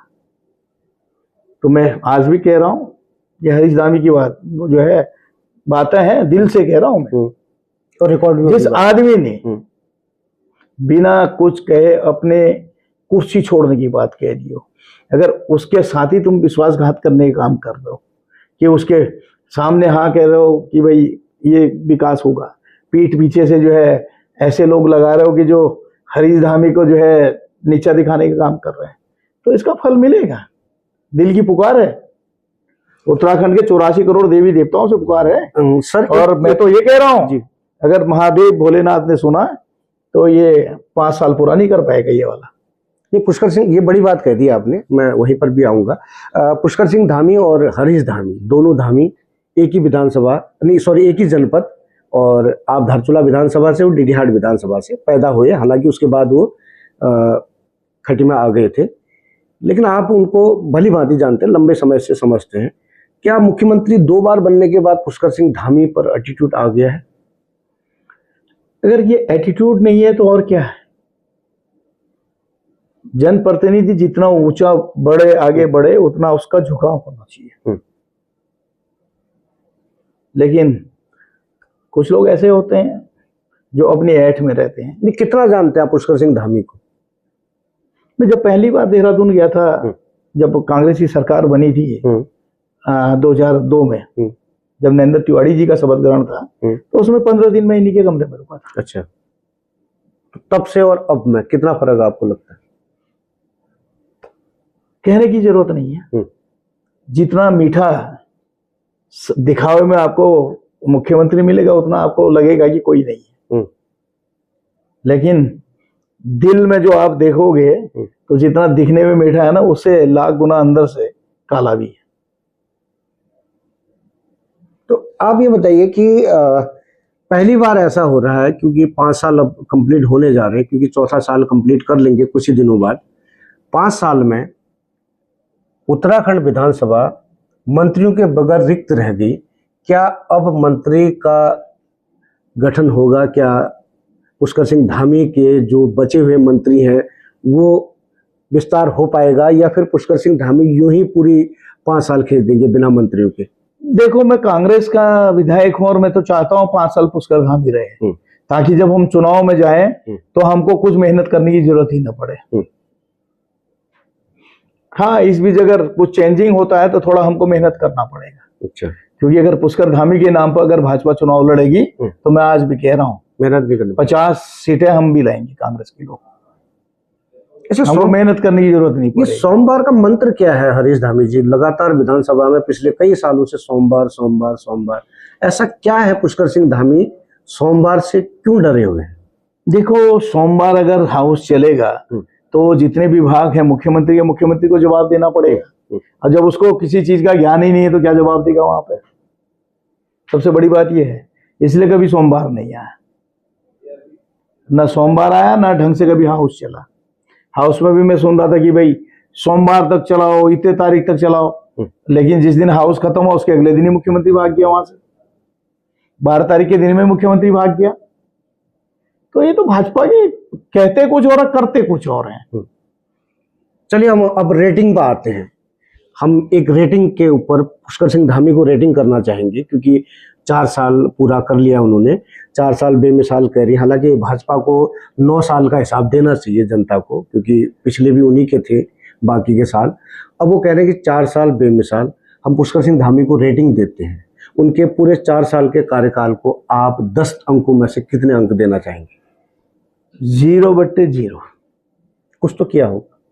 कुछ नहीं, भ्रष्टाचार के अलावा कुछ नहीं, लोगों के भावनाओं के साथ खेलने के अलावा और कुछ नहीं। तो धाकड़ कैसे हो गए? पैसे खर्च करके।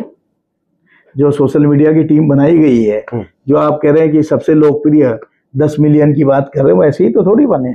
सरकारी धन का दुरुपयोग हो रहा है, सारे पैसे बटे जा रहे हैं। हजारों लोगों को सोशल मीडिया के लिए रखा गया है। भाई मुख्यमंत्री की तो असीमित पावर है ना, कुछ भी कर सकता है, कुछ भी करा सकता है, तो उसी का तो परिणाम है। इससे तो त्रिवेंद्र रावत लाख गुना अच्छा था। वो जो भी बोलता था मुंह पे बोलता था, होगा तो होगा, नहीं होगा तो नहीं होगा। लेकिन कम से कम जब उसका कार्यकाल था, अधिकारी अपने ढंग पे थे, उत्तराखंड राज्य में भ्रष्टाचार कम से कम खत्म था। उस आदमी की जो है जो काम करने का तरीका था, वो कम से कम एक मतलब निष्पक्ष अधिकारी, मतलब जो है जनसेवक के रूप में था। अगर उसको कोई चीज है तो कह देता था भाई ये काम नहीं हो सकता, तो नहीं हो सकता। भाई आदमी आस में नहीं रहेगा ना कि यार हो जाएगा हो जाएगा। तो यही बात है, आज भी आपदा प्रभावित इंतजार कर रहे हैं पुनर्वास के लिए, अभी कहाँ होगा। अरे चुनाव नजदीक आते आते हरीश धामी जी, हम ऐसा देखते हैं कि सोशल मीडिया में हरीश रावत मौलाना क्यों बन जाते हैं? वही भाजपा है। भाजपा हमेशा झूठ पे जो है, झूठ की बुनियाद पे जो है अपना नींव रखती है, और वही है कि भाई हरीश राव जी कभी ये कभी हो। इस बार लेकिन इस बार सुनवाई होगी, पाकिस्तान का नहीं, इस बार सुनवाई होगी। उन्होंने उत्तराखंड के तमाम देवी देवताओं से जो उन्होंने कहा है, न्याय यात्रा जो चलाई, वो न्याय होगा। और ये जो इस तरह के झूठा प्रोपेगेंडा चलाते हैं, याद रखिएगा आज का दिन और समय, यही नहीं इनके परिवार के लोग भी इस दंड को भुगतेंगे। ये मैं कह रहा हूं, क्योंकि मैं जाति से धामी नहीं हूं। अगर मेरी वंशावली देखेंगे तो मैं राणा खानदान से हूं। मेरे जो पूर्वज थे, 2 भाई आए मटकोट में, कालासेम और हरतोल देवता की पूजा करने के बाद हमको धामी की उपाधि मिली, तब हम धामी लिखते हैं। इसलिए मेरा गोत्र भारद्वाज गोत्र है। मतलब धाम की सेवा करने के नाम से धाम। बिल्कुल। हमने मेरे पूर्वजों को जब मंदिर में पूजा करने का, जब उनको पुजारी के रूप में उनको स्थापित किया गया, हम वो वाले धामी हैं। हमारी जो वंशावली है, हमारा भारद्वाज गोत्र वंशावली। हमारे धामी जो है, हम जाति पैदाइशी धामी नहीं थे। हमारे जब पूर्वज आए होंगे, वो दोनों भाई राणा थे। वो जब मटकोट आए तो उनको कालेसेम और हरतोल देवता की जब पूजा करी, उसके बाद ही उन्होंने धामी लिखना शुरू करा। तो हम वो वाले धामी। लेकिन आप बार बार कहते हैं कि मैं धामी हूं, मैं शिव भक्त हूं। अगर बिल्कुल, अगर मैं चाहूंगा तो मैं ऐसा कर दूंगा। देवी देवताओं को आस्था रखते हैं आप? बहुत ज्यादा। मैं कभी किसी के लिए बुरा नहीं मांगता, लेकिन मैं इतना जरूर कहता हूं, जो हरीश धामी के साथ विश्वासघात करता है, आज भी कहना, उसका कभी भला नहीं होता। इस बार तो आप सदन के बाद आपने कहा कि मैं कुटगाड़ी मैया के पास बिल्कुल, मैं माँ के दरबार भी जाऊंगा माथा टेकने। मैं बोलूंगा मैया मेरी क्या गलती थी। मैं तो भावनाओं पे लोगों से सच्चे दिल से वो कर रहा था। लेकिन जो भी मेरे लिए षड्यंत्र करता है, वो यही भुगतता है, ज्यादा समय नहीं लगता, और उसका परिणाम यही मिलता है। ये मैं आपसे कह रहा हूं। हरीश रावत के बहुत करीबी हैं आप, क्योंकि हरीश रावत जब मुख्यमंत्री थे उनके लिए आपने सीट भी छोड़ी। लेकिन आज हरीश रावत को जब पाकिस्तान का एजेंट कहा जाता है, बार बार मुस्लिम यूनिवर्सिटी के नाम पर उनको कहीं ना कहीं फेसबुक के माध्यम से, ट्विटर के माध्यम से उनके मीम्स बनाए जाते हैं, कितना खून खोलता है हरीश धामी? देखिए, वो मेरे राजनीति गुरु भी है, सब कुछ है। भाई मैं जब कक्षा 2 में पढ़ता था, पिताजी का देहांत हो गया था। जब मैंने राजनीति में कदम रखा तो उन्होंने मुझे उंगली पकड़ के आगे बढ़ना सिखाया है। अब ये भाजपा के लोग जब ये लिखते हैं, इस तरह से करते, गुस्सा नहीं आता।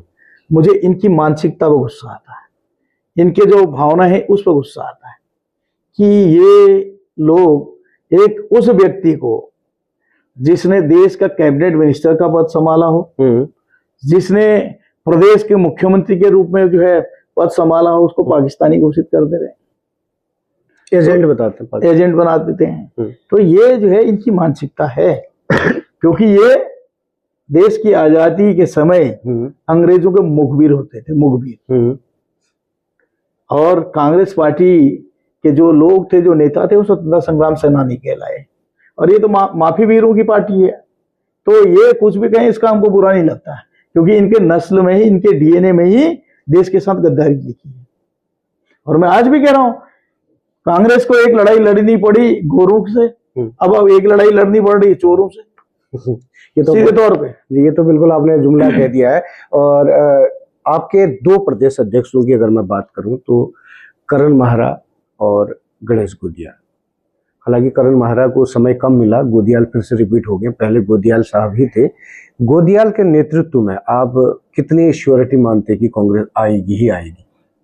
देखिए, करण मेहरा जी का जहां पर मामला है वो युवा थे, युवा जोश के साथ थे, उनके नेतृत्व में भी हम लोग सरकार में आते हैं और गोदियाल जी के नेतृत्व में भी हम सरकार में आ रहे हैं। और उनका, गोदियाल जी का भी अपना अनुभव है, थोड़ा वो एक लोकप्रिय नेता भी है, लोकप्रिय के साथ थोड़ा सीनियरिटी भी है। और जहां पर जो युवा व्यक्ति होगा तो वो थोड़ा जोश में रहता है, कभी कभी कुछ फैसले जोश में हो जाते हैं, लेकिन जहाँ पे सीनियर आदमी होगा तो वो सोच समझ के कोई चीजें करता है। और फिर वैसे भी ठाकुर तो होता है हमेशा जो है म्यान से तलवार निकालने के लिए, तो गोदियाल जी जो है भाई हमारे पंडित आदमी है, तो हमेशा जो हमारे गोदियाल जी हैं समन्वय बना के, हाँ, वो कूल रहेंगे, बैलेंस बनाएंगे। जैसे हरीश धामी है तो अपने आप में मैं जोश में आ जाता हूँ हमेशा, लेकिन कोई अगर मेरा मित्र, कोई अगर हमारा पंडित है तो फिर भी थोड़ा सामंजस्य बनाए। इसमें देखिए, जो जोश या फिर इस चीज का जाति से क्या लेना देना होता है? बिल्कुल होता है। ठाकुर हमेशा गर्म खून रहा, हमेशा जो है लड़ने मरने की बात करता है। और हमारा जो ब्राह्मण होगा वो हमेशा आपको सही दिशा, नॉर्मल करने की बात करेगा, क्योंकि वो जो है बुद्धि यूज करता है, अपना विवेक यूज करता है। तो इसका मतलब हरीश धामी अपनी बुद्धि यूज नहीं करते? मैं बुद्धि कम, अपने दिल के फैसले ज्यादा लेता हूँ जी, अपने जो है भावनाओं में ज्यादा जाता हूँ, जोशीलेपन। इसलिए भगवान ने समाज बनाया है भाई, किसी को ठाकुर बनाया, किसी को ब्राह्मण बनाया, किसी को कुछ बनाया, तो भगवान के फैसले हैं। और ब्राह्मण तो हमेशा हमारे पूज्य हैं भाई, वो हमेशा हमको शिक्षा देने का काम करते हैं। तो इसलिए मैंने कहा कि वो सोच समझ के, और मैं आज भी कह रहा हूं, अगर आपको जीवन में आगे बढ़ना है तो कभी भी आपको जी ठाकुर मित्र कम और ब्राह्मण मित्र ज्यादा बनाना चाहिए। वो आपको जो है हमेशा दिशा देगा, आपको सही उस पर रहेगा। अगर ठाकुर ही ठाकुर होंगे तो वो कहेगा चल भाई कर लेंगे, हम दोनों देख लेंगे, वो ठाकुर बुद्धि यूज हो जाएगी। तो कहीं ना कहीं इस समय प्रदेश में जो जोड़ी है, मुख्यमंत्री ठाकुर हैं और उनके जो प्रदेश अध्यक्ष हैं वो ब्राह्मण है, तो समन्वय बन पा रहा है उनका, ऐसा कहना चाहेंगे आप? ब्राह्मण भी एक विद्वान होता है, एक जो है बुद्धिहीन होता है। ये तो सर आप मैं देखिए इसलिए कह रहा हूँ, चीट भी मेरी पट भी नहीं। जब कोविड का कार्य चल रहा था, कोरोना का, तो अब ऐसे पंडित तो नहीं होने चाहिए ना जो कह रहा है गोबर से नहा लो, ये कर लो, उसे सब कुछ सही हो जाएगा। तो ये तो संभव नहीं है ना। नहीं मतलब वो अब ये उस पार्टी के लोग हैं ना, इनने थाली भी बजवा दी, ताली भी बजवा दी, नहीं, और ऊपर से वो कोरोना के ऐसे इंजेक्शन लगवा दिए। आपके देख रहे हैं ना, आप 30-40 के लड़के हार्ट अटैक होकर मर रहे हैं, उसी का तो इफेक्ट है। नहीं तो हरीश धामी साहब, आप जवाब ये दे रहे हैं कि जब कांग्रेस की बारी आई तो आप ब्राह्मण ठाकुर में आप जो तुलनात्मक बात कर रहे हैं तो समन्वय की बात कर रहे हैं। जब भाजपा की देखो ब्राह्मण तो करे तो देखो ब्राह्मण तो भाई लंकापति रावण भी थे, उससे बड़ा बुद्धिमान, उससे बड़ा शक्तिशाली कोई नहीं था। जब घमंड आ जाता ना, घमंड, तो महेंद्र भट्ट क्या जो ब्राह्मण है तो बुद्धिमान नहीं, उसको ज्यादा घमंड है कि भाई हम डबल इंजन की सरकार है, 2 बार हम जो है उत्तराखंड में सत्ता में आ गए, ये घमंड है। वो तो अब हैट्रिक लगाने की बात कर रहे हैं।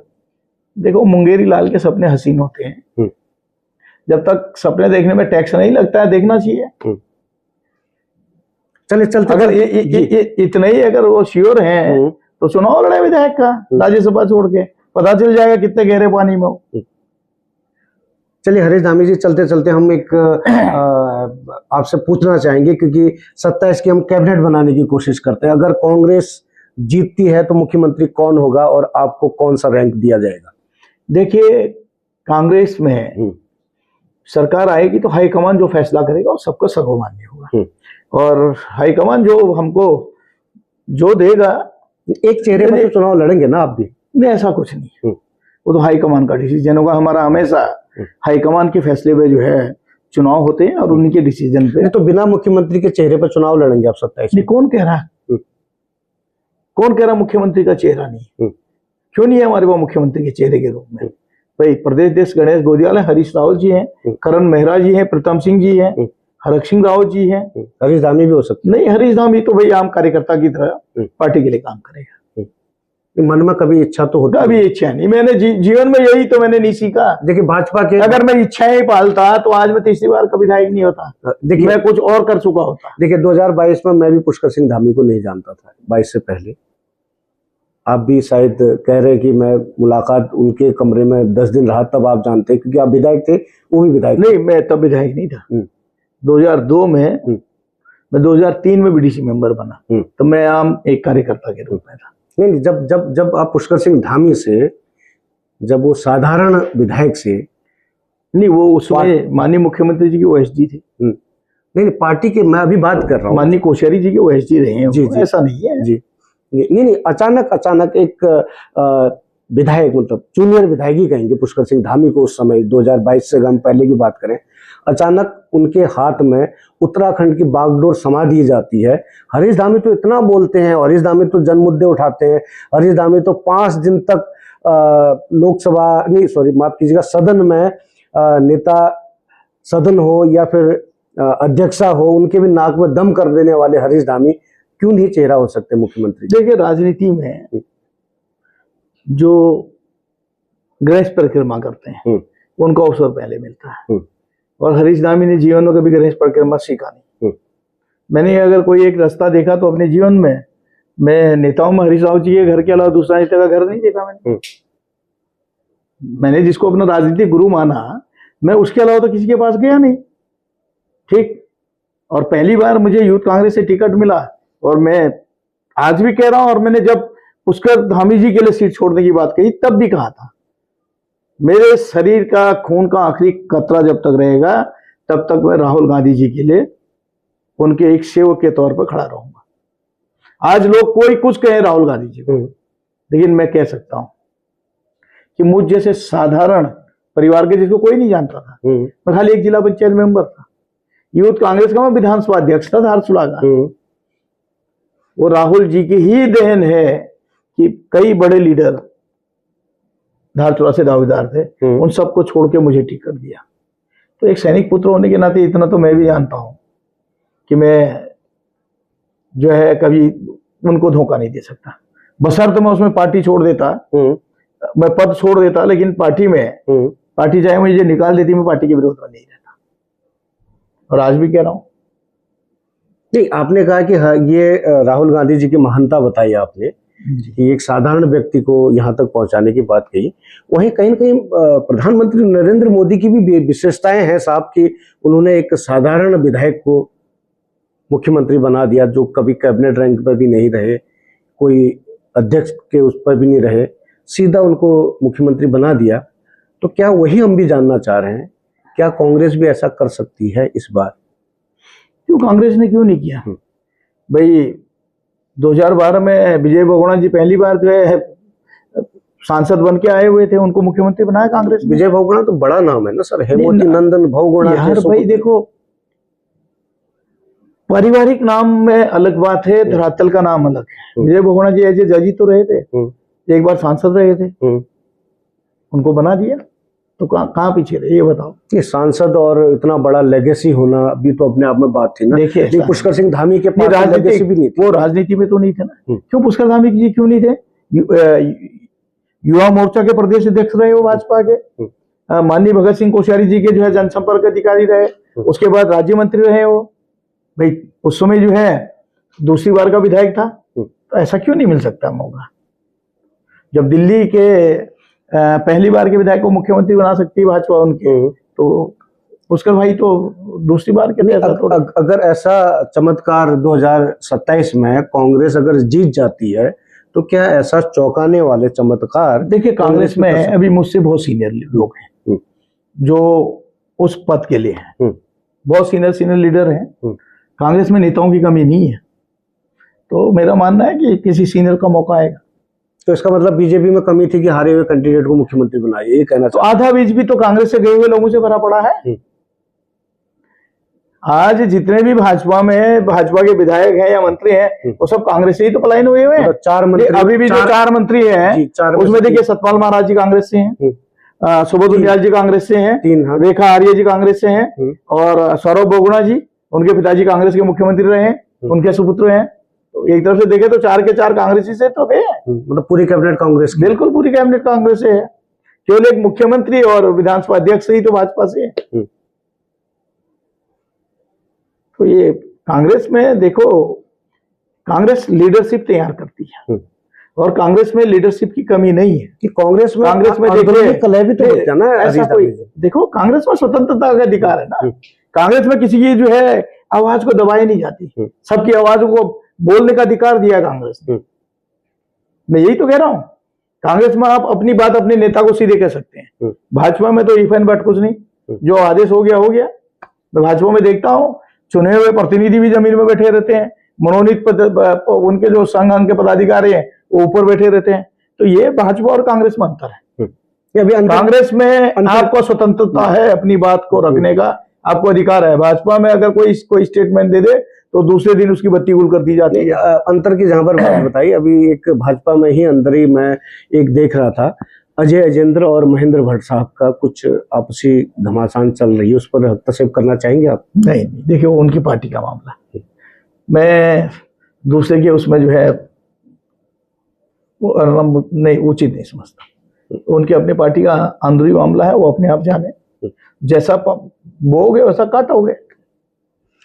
अगर हरीश धामी इस बार जीत कर सदन पहुंचेंगे, कांग्रेस की सरकार होगी, कौन सा फोलियो आपको दिया जाए और कौन से फोलियो पर आप फिट बैठते? अगर मुझसे पूछा जाएगा तो मैं एक ही चीज कहूंगा कि मेरी विधानसभा के जो काम रह गई हैं उसको पूरा कर दें, बाकी कुछ नहीं चाहिए। कांग्रेस ने मुझे विधायक बना दिया बहुत है, और मैं 3 बार का विधायक अभी हूँ, और 27 में मैं आज आपको कह रहा हूँ 4थी बार बन के आऊंगा, और बड़े अंतराल के साथ जीत के आऊंगा इस बार। कि हरीश धामी की जीत की गारंटी तो है, क्योंकि इतनी धरातल तो हम नहीं जानते। बाकी जहां हाईकमान मेरे को अगर कुछ पूछेगी तो मैं एक ही चीज कहूंगा हाईकमान से कि धारचूला मुंशियारी के लोगों का और मैं जो डीडीहाट के लोगों को मैंने भरे मंच से वादा किया है, बस सरकार वो कर दे, बाकी मुझे कुछ नहीं चाहिए। मैं अजय विधायक भी जो है मैं खुश रहूंगा। मुझे पद की लालसा नहीं, मैं काम करने में विश्वास करता हूँ। अगर मुझे पद की लालसा होती तो राव जी तो डोईवाला से लड़ना चाह रहे थे। मैंने गैरसैंण में जब इस्तीफा मंजूर कराया माननीय गोविंद सिंह कुंजवाल जी से, उसके बाद राव जी के पास गया, वो बड़े दुखी हो गए। उन्होंने कहा भाई क्या हो गया क्या नहीं है। मैंने कहा सर ऐसा नहीं, मैंने कहा मैं चाहता हूं कि आप मेरे धारचूला से लड़े, उसमें मेरा अपना स्वार्थ था। अगर मैं एज ए विधायक रहता तो मैं धारचूला में वो काम नहीं करा पाता जो मैंने पद छोड़ने के बाद उस क्षेत्र में मुख्यमंत्री लाके हरीश राव जी को वहां का विधायक बनवाने का काम किया। उससे मेरे यहाँ देखो 2 तहसीलें बनी, 2 पॉलिटेक्निक कॉलेजें बनी, 16 इंटर कॉलेज बने, 12 जूनियर हाई स्कूल बने, करीब 100 से ऊपर सड़कों को बनाने का काम किया। मृग बिहार जो एक काली परछाई सबसे बड़ी 111 गांव जिसमें डीडीहाट के भी शामिल हैं, उनको एक सेंचुरी का जो एक काला छाया पड़ा था उसको हटाने का काम किया। पूरे धारचूला मुंशियारी के गैर आरक्षित लोगों को अन्नवाल समुदाय के तहत आरक्षण दिलवाने का काम किया, और तमाम विद्यालयों में गेस्ट टीचरों की नियुक्ति करके तमाम विद्यालयों को जो है हमने फुलफिल करने का काम किया, हॉस्पिटलों को उच्चीकृत करने का काम किया। अब इससे ज्यादा और क्या कर सकते हैं। पंडित किशन सिंह नैनसिंह सर्वेयर, पंडित किशन सिंह नैनसिंह के नाम पे हाई इंस्टीट्यूट जो है मुंशियारी में बनाने का काम किया, जिसको ये सरकार पिछले 9 सालों में खत्म कर चुकी है। भाई अगर मैं गिनाऊं तो मैं आज भी चैलेंज कर सकता हूं, आजादी से लेके आज तक जितना किसी सारे नेताओं का काम नहीं कर पाए होंगे उतना केवल मैंने अपने उस 2012 से 17 के कार्यकाल में करवाया। तो इससे ज्यादा और क्या कर सकते हैं। इसीलिए तो मैंने पुष्कर धामी जी के लिए कहा मैंने मैं सीट छोड़ दूंगा। मेरा लालच पद के लिए नहीं था, कुर्सी का नहीं था, मेरा लालच एक ही था कि मेरे क्षेत्र की जनता से जो मैंने वादे किए हैं क्षेत्र का विकास हो। मैं इसीलिए कह रहा हूं मैं एक सैनिक पुत्र हूं। सैनिक को अगर बॉर्डर में कह दिया जाता है कि आपको वहां ड्यूटी देनी है तो वो ये नहीं देखता है कि मैं जिंदा रहूंगा या नहीं रहूंगा, वो अपने ड्यूटी पे अपने लक्ष्य के लिए खड़ा रहता है। उसी तरह हरीश धामी जो जनता से वादा करता है उसको पूरा करने के लिए कुछ भी कर गुजरने को तैयार रहता। मैं 2010-11 में 11 दिन आमरण अनशन किया मैंने। 18 किलो मेरा वेट कम हुआ। 2 सड़कों के लिए मैं 18 दिन तक आमरण अनशन में बैठा। इसे ही 2016 में जंतर मंतर में 5 दिन तक मैं आमरण अनशन में बैठा। वो तो मेरे शुभचिंतकों ने मुझे जबरदस्ती उठवा दिया। उन्होंने कहा आपका कीटोन लेवल बढ़ गया है, आप डायबिटिक हैं, आपके जो है ये हो जाएगा। जब मेरे समर्थक अगर मुझे जोर जबरदस्ती नहीं करते तो मैं तो वहीं पे प्राण त्यागने को तैयार। डायबिटीज से याद आया, आपने सदन में भी बोला था कि मैं डायबिटीज पेशेंट हूँ, अगर मुझे कुछ हो जाएगा तो विधानसभा अध्यक्षा इसकी रिस्पॉन्सिबिलिटी उनकी। मैंने विधानसभा अध्यक्षा ही नहीं कहा, मैंने मुख्यमंत्री भी कहा जी, क्योंकि विधानसभा अध्यक्ष तो चाहती थी मैं बोलूं, लेकिन कहीं ना कहीं सरकार नहीं चाहती थी कि हरीश धामी उस पटल पर बोले, क्योंकि हमेशा सरकार को एक भय लगे रहता है कि आदमी क्या बोल देगा क्या नहीं बोल देगा। क्योंकि मैं किसी से घबराता नहीं, डरता नहीं, मैं सत्यता पे लड़ने को तैयार रहता हूँ, मरने को तैयार रहता हूँ। यही कारण थी कि सरकार घबराई हुई और बोलना पड़ा आपको। हाँ, मुझे समय देना पड़ा। अच्छा, हरीश रावत की जब भी जिक्र आती है डेनिस उनका पीछा नहीं छोड़ता, क्या मुद्दा है डेनिस का? देखिए, ये मेरे संज्ञान में भी नहीं। डेनिस कोई एक कंपनी है जिसकी शराब उत्तराखंड में लॉन्च। ये आरोप हरीश रावत जी पे लगाते हैं। ठीक हो गया, अगर तुम इतने पाक साफ थे, डेनिस खराब था, तो तुम तो उसको भारतीय सेना के कैंटीन में बेचने का काम कर रहे हो। उस कंपनी को प्रतिबंधित कर देते, बैन कर देते भाई। और ये तो पता नहीं कैसे कैसे दारू ले आए हैं जिनका कोई नाम ही नहीं पता। तो ये तो भाजपा है। कुल मिला के मीठा मीठा गप, कड़वा कड़वा। बस अच्छे काम भाजपा कहती है हमने किए, जितने भी अगर गलत हो रहे हैं तो कहती है कांग्रेस ने किया या पूर्व की सरकार ने किया। आप कभी भी देखते हैं सदन में जब सवाल पूछे जाते हैं तो भाजपा को जब जवाब नहीं होता तो वो फिर पुराने गिनते 2012 से लेके 2017 तक ये हुआ, इस तरह गिनती। उत्तराखंड में तो अब लोग जोक भी कर रहे हैं कि यहाँ सिलेंडर की कमी है लेकिन ब्लेंडर की कमी नहीं है, तो सिलेंडर पर क्या कहना चाहेंगे आप? सिलेंडर में संसदीय कार्य मंत्री का जवाब तो आया था कि हमने लकड़ियों के लिए निगमों को कह दिया लकड़ियां मिलेंगी। ये तो दुर्भाग्य है। उत्तराखंड छोड़िए, मैं कल दिल्ली कनॉट प्लेस में एक रेस्टोरेंट में खाना खाने के लिए गए थे। हमको 1 घंटे से ज्यादा हो गया। जब हमने पूछा भाई खाना क्या, तो उन्होंने कहा सर एलपीजी नहीं है, तो क्या कहते हैं इंडेक्स कहते हैं, क्या कहते हैं, बोला उसमें खाना बन रहा है इसलिए टाइम लग रहा है। जब दिल्ली जो देश की राजधानी का हार्ट जिसको हम कहते हैं कनॉट प्लेस, अगर वहां पे एलपीजी की कमी है तो फिर हमारा क्षेत्र तो भगवान भरोसे है, उत्तराखंड पर्वतीय क्षेत्र। तो सिलेंडर हो ना हो लेकिन ब्लेंडर होना चाहिए उत्तराखंड के लिए। हाँ, ये तो भाजपा कह रही है। देखो भाजपा ने तो वो क्या कहते हैं, जिस तरह हम लोग पहले दूध की गाड़ियां लगाती थी उसी तरह इन्होंने वो भी गाड़ियां भी तो चलाई थी शराब की। अच्छा, ऑन डिमांडेड। अच्छा, हाँ, अभी मैं देख रहा हूँ, मैं सोशल मीडिया में आज पढ़ रहा था। अब हमारे दारमा वैली पंचाचूरी जाने वाले, 14 नैना आश्रम जाने वाले, आदि कैलाश ओम पर्वत जाने वालों के लिए अब तवा घाट में शराब की दुकान खोली जा रही है। आस्था के केंद्र सब जगह शराब की दुकानें हो रही है। जहां जहां बद्रीनाथ केदारनाथ में तो लोग हमेशा जंग लड़ी रहे, अब आपके क्षेत्र में भी ऐसा होगा? हाँ, लड़ना पड़ेगा लोगों को, क्या करेंगे लोग। लेकिन ये सरकार मानने वाली कहाँ है? इसको तो राजस्व चाहिए भाई। जिसको हम देवभूमि कहते हैं उसके कुछ ऐसे धार्मिक स्थल ऐसे हैं उन एरियाओं पर तो ये दुकानें नहीं होनी चाहिए जिससे वहां की आस्था के साथ खिलवाड़ हो रहा हो। सरकार ये ध्यान दे ही नहीं रही। अच्छा हरीश धामी जी, एक बात मेरा मन में बहुत लंबे समय से सवाल है, देवभूमि की जहां पर बात कही जाती है वो हरिद्वार तक ही क्यों सीमित रह जाता है? देवभूमि तो पूरा पहाड़ भी तो देवभूमि है। बिल्कुल, पूरा उत्तराखंड देवभूमि है। चाहे आप नैनीताल कहें, चाहे आप हरिद्वार कहें, चाहे हमारे गढ़वाल का जितना भूभाग है भाई, बद्रीनाथ, केदारनाथ, गंगोत्री, यमुनोत्री सब वही है। फिर कुमाऊं में जाए तो हमारा जागेश्वर, पाताल भुवनेश्वर, हमारा जो है माँ भगवती का जो है कोटगारी, ये सब आस्था केंद्र वही तो है। फिर ऊपर जाए थोड़ा हिमालय की ओर जाए तो भाई आपका जो है आदि कैलाश, ओम पर्वत, ये सब वही तो है। शिव की तपोभूमि वही तो है। अब ये पूरा उत्तराखंड तो है ही देवभूमि, लेकिन आपको इस देवभूमि में देवभूमि में ऐसे लोग बैठ गए हैं जो पापी है, पाखंडी है, मैं जिनको कहूंगा। अब वो लोग राज्य चला रहे हैं तो कहीं ना कहीं होगा ही। और वो सतयुग में कहा भी गया था, कलयुग में एक बार पाप बढ़ेगा, पाप का राज होगा, जब अंत होगा तो फिर उसके बाद कुछ अच्छा होगा। तो अब निश्चित तौर पे 2026 का लास्ट जो है पापियों का अंत है। 2027 से फिर उत्तराखंड देवभूमि में फिर उदय होगा। भगवान के जो सच्चे गण हैं वो फिर पैदा होंगे। नहीं, जैसे राक्षस रूपी जो गण थे वो उनका विलुप्त होंगे। नहीं, भाजपा जैसे कहती थी कि 5 साल कांग्रेस 5 साल भाजपा उत्तराखंड में और पर्वतीय जो राज्य हैं उन पर होता था, लेकिन मिथक तोड़ने की बात भाजपा ने किया है, मिथक तोड़ा भी है। लेकिन अब भाजपा कहती कि हम हैट्रिक लगाएंगे। और जहां तक हरीश धामी की बात आ रही है तो हरीश धामी अपने क्षेत्र के दमदार विधायक हैं और जीतने की कुवत रखते भी हैं और जीतेंगे भी। क्या कांग्रेस के बाकी विधायक भी जीतकर आकर क्या सरकार बना पाएंगे 27 में? इसकी श्योरिटी है? बिल्कुल 101%। हमारे जितने भी सीनियर लीडरशिप हैं सब एक होकर चुनाव लड़ेंगे। नए चेहरों को मौका मिलेगा, सबके नेतृत्व में चुनाव लड़ा जाएगा और जीतने वाले कैंडिडेट को ही टिकट दिया जाएगा। ये सीधे सीधे हमारे जो है लीडरशिप का कहना है।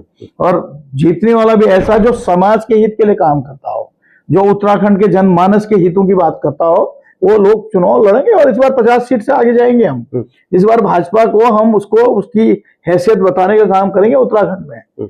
इनके जो ये घमंडी पदाधिकारी हैं जो अपने आप को सर्वसमर्थ मान रहे हैं, इनको मानना चाहिए कि लंकापति रावण का घमंड नहीं रहा। तो भाई तुम हो क्या, तुम किस मिट्टी के बने हो? तुम्हारी तो पैदाइशी जो है अंग्रेजों के मुखबिरों की है। अच्छा हरीश धामी जी, क्या इस बार युवाओं को और नए चेहरों को मौका मिलेगा कांग्रेस में? देखिए ये तो हाईकमान का फैसला है। ये आप क्या चाहते हैं, मिलना चाहिए? ये मेरा तो ये मानना है जो हाईकमान का फैसला होगा, जो हमारे उत्तराखंड के सीनियर लीडर का जो आपस का एक जो मानना होगा, जो तय करेंगे वो सर्वमान्य होगा। हरीश रावत जी अगर देखा जाए तो अब कहीं ना कहीं रिटायरमेंट के कगार में है। क्या लास्ट बार चांस खेला जा सकता है एक बार और उनके नेतृत्व में कुछ देखने को मिल सकता है इस बार? देखिए हरीश राव जी ने साफ कहा है मैं चुनाव नहीं लड़ाऊंगा। अगर पार्टी चाहेगी तो उनका सदुपयोग करेंगे। अच्छा। और निश्चित तौर पे मैं मानता हूं कि पार्टी उनका जो अनुभव है और उनके जो सक्रियता है, जिस तरह से पूरे उत्तराखंड में हर जगह उनके अपने कार्यकर्ता हैं, उनके लोग हैं, उनको मानने वाले लोग हैं, उन सबको जो है एकजुट करके वो काम कराएंगे। बाकी मुख्यमंत्री कौन बनेगा कौन नहीं बनेगा तो हाईकमान का फैसला है। हाईकमान जिसको कहेगा वो बनेगा। कि नए चेहरे भी अगर देखा जाए तो आपके यहाँ जो नए लोग हैं, ऊर्जावान हैं बहुत सारे लोग, 2-4 नाम आप कहेंगे तो मैं ही गिनवा देता हूँ। आपके यहाँ पर ज्योति रौतेला हैं जो लगातार सड़कों पर धामी सरकार के लिए मोर्चा ले बैठती हैं। गरिमा दसोनी है जो मीडिया के माध्यम से मोर्चा लेकर चलती हैं। क्या ऐसे चेहरों को भी मौका देना चाहिए कांग्रेस? देखिए यह हाईकमान का डिसीजन है। नहीं, आप टिकट के मामले में मैं कोई कमेंट नहीं हरीश धामी की अपनी क्या राय हो सकती है, ऐसे लोगों को आगे आना चाहिए? देखो हरीश धामी तो आए यूथ कोटे से है, तो मैं तो चाहूंगा यूथ को मौका मिले। और पहली बार 2012 में 7 लोगों को यूथ कांग्रेस के कोटे से टिकट भी दिया था माननीय राहुल गांधी जी ने, जिसमें हम 2 लोग जीते थे, मैं और ललित पासवान जी जीते थे। और वही उन्हीं का आशीर्वाद रहा है कि मैं आज तीसरी बार विधायक हूँ। जब उन्होंने टिकट दिया तो उसमें उन्होंने एक शब्द साफ साफ कहा था कि टिकट दे रहा हूं, जनता से जो वादे करोगे वो पूरे करना, अगर नहीं करोगे तो अगली बार 100% टिकट नहीं दिया जाएगा। और उनके बताए हुए रास्ते पे चले, आज मैं तीसरी बार का विधायक हूं ना।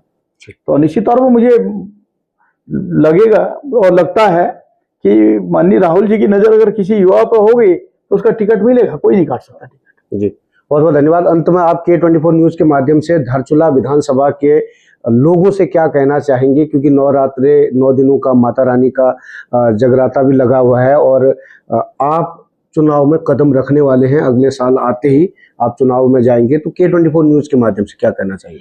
सबसे पहले तो मैं नवरात्रि के इस पावन बेला पर मैं समस्त धारचूला विधानसभा के लोगों को बहुत बहुत बधाई देता हूँ और माता रानी सबके घर में खुशियाँ लाए, सबकी प्रगति हो, दिन दुगनी रात चौगनी प्रगति हो। और हमारे पहाड़ में के नाम दुबागे जाड़ है जो पातिक जब फूले जो, रोज नवरात्रि की तरह खुशियों का उत्सव सबके घर में हो।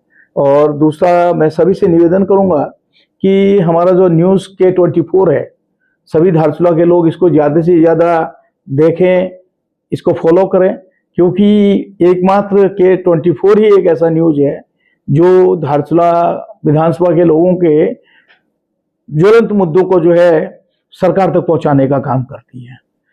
तो इसके लिए मैं K24 को जो है बहुत बहुत बधाई भी दूंगा, शुभकामनाएं भी दूंगा, और माता रानी से प्रार्थना करूंगा कि K24 अपने आप में जो है एक नेशनल चैनल के रूप में उभरे, और आप हमेशा ऐसी धारचूला ही नहीं, पूरे उत्तराखंड या पूरे देश के लोगों की जो मुख्य धारा से पिछड़ गए हैं उनकी समस्याओं को सरकार तक पहुंचाने का काम करें। यही मेरी शुभकामनाएं। जी, बहुत बहुत धन्यवाद सर, आपने बहुत अच्छे मुद्दे रखे और कहीं ना कहीं बेबाकी से सवालों का जवाब भी दिया। एकमात्र ऐसे विधायक हरीश धामी बेबाकी से बोलते हैं, डरते नहीं हैं और लड़ते हैं। इस बार उन्होंने वादा किया है कि पिथौरागढ़ जनपद के 4 सीट और उत्तराखंड में कांग्रेस की सरकार बनाने की बात कही है।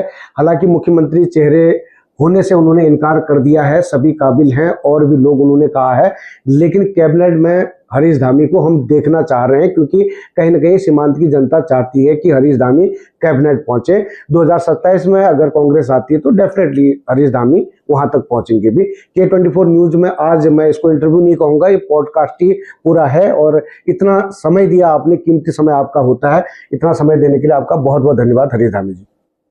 धन्यवाद, नमस्कार।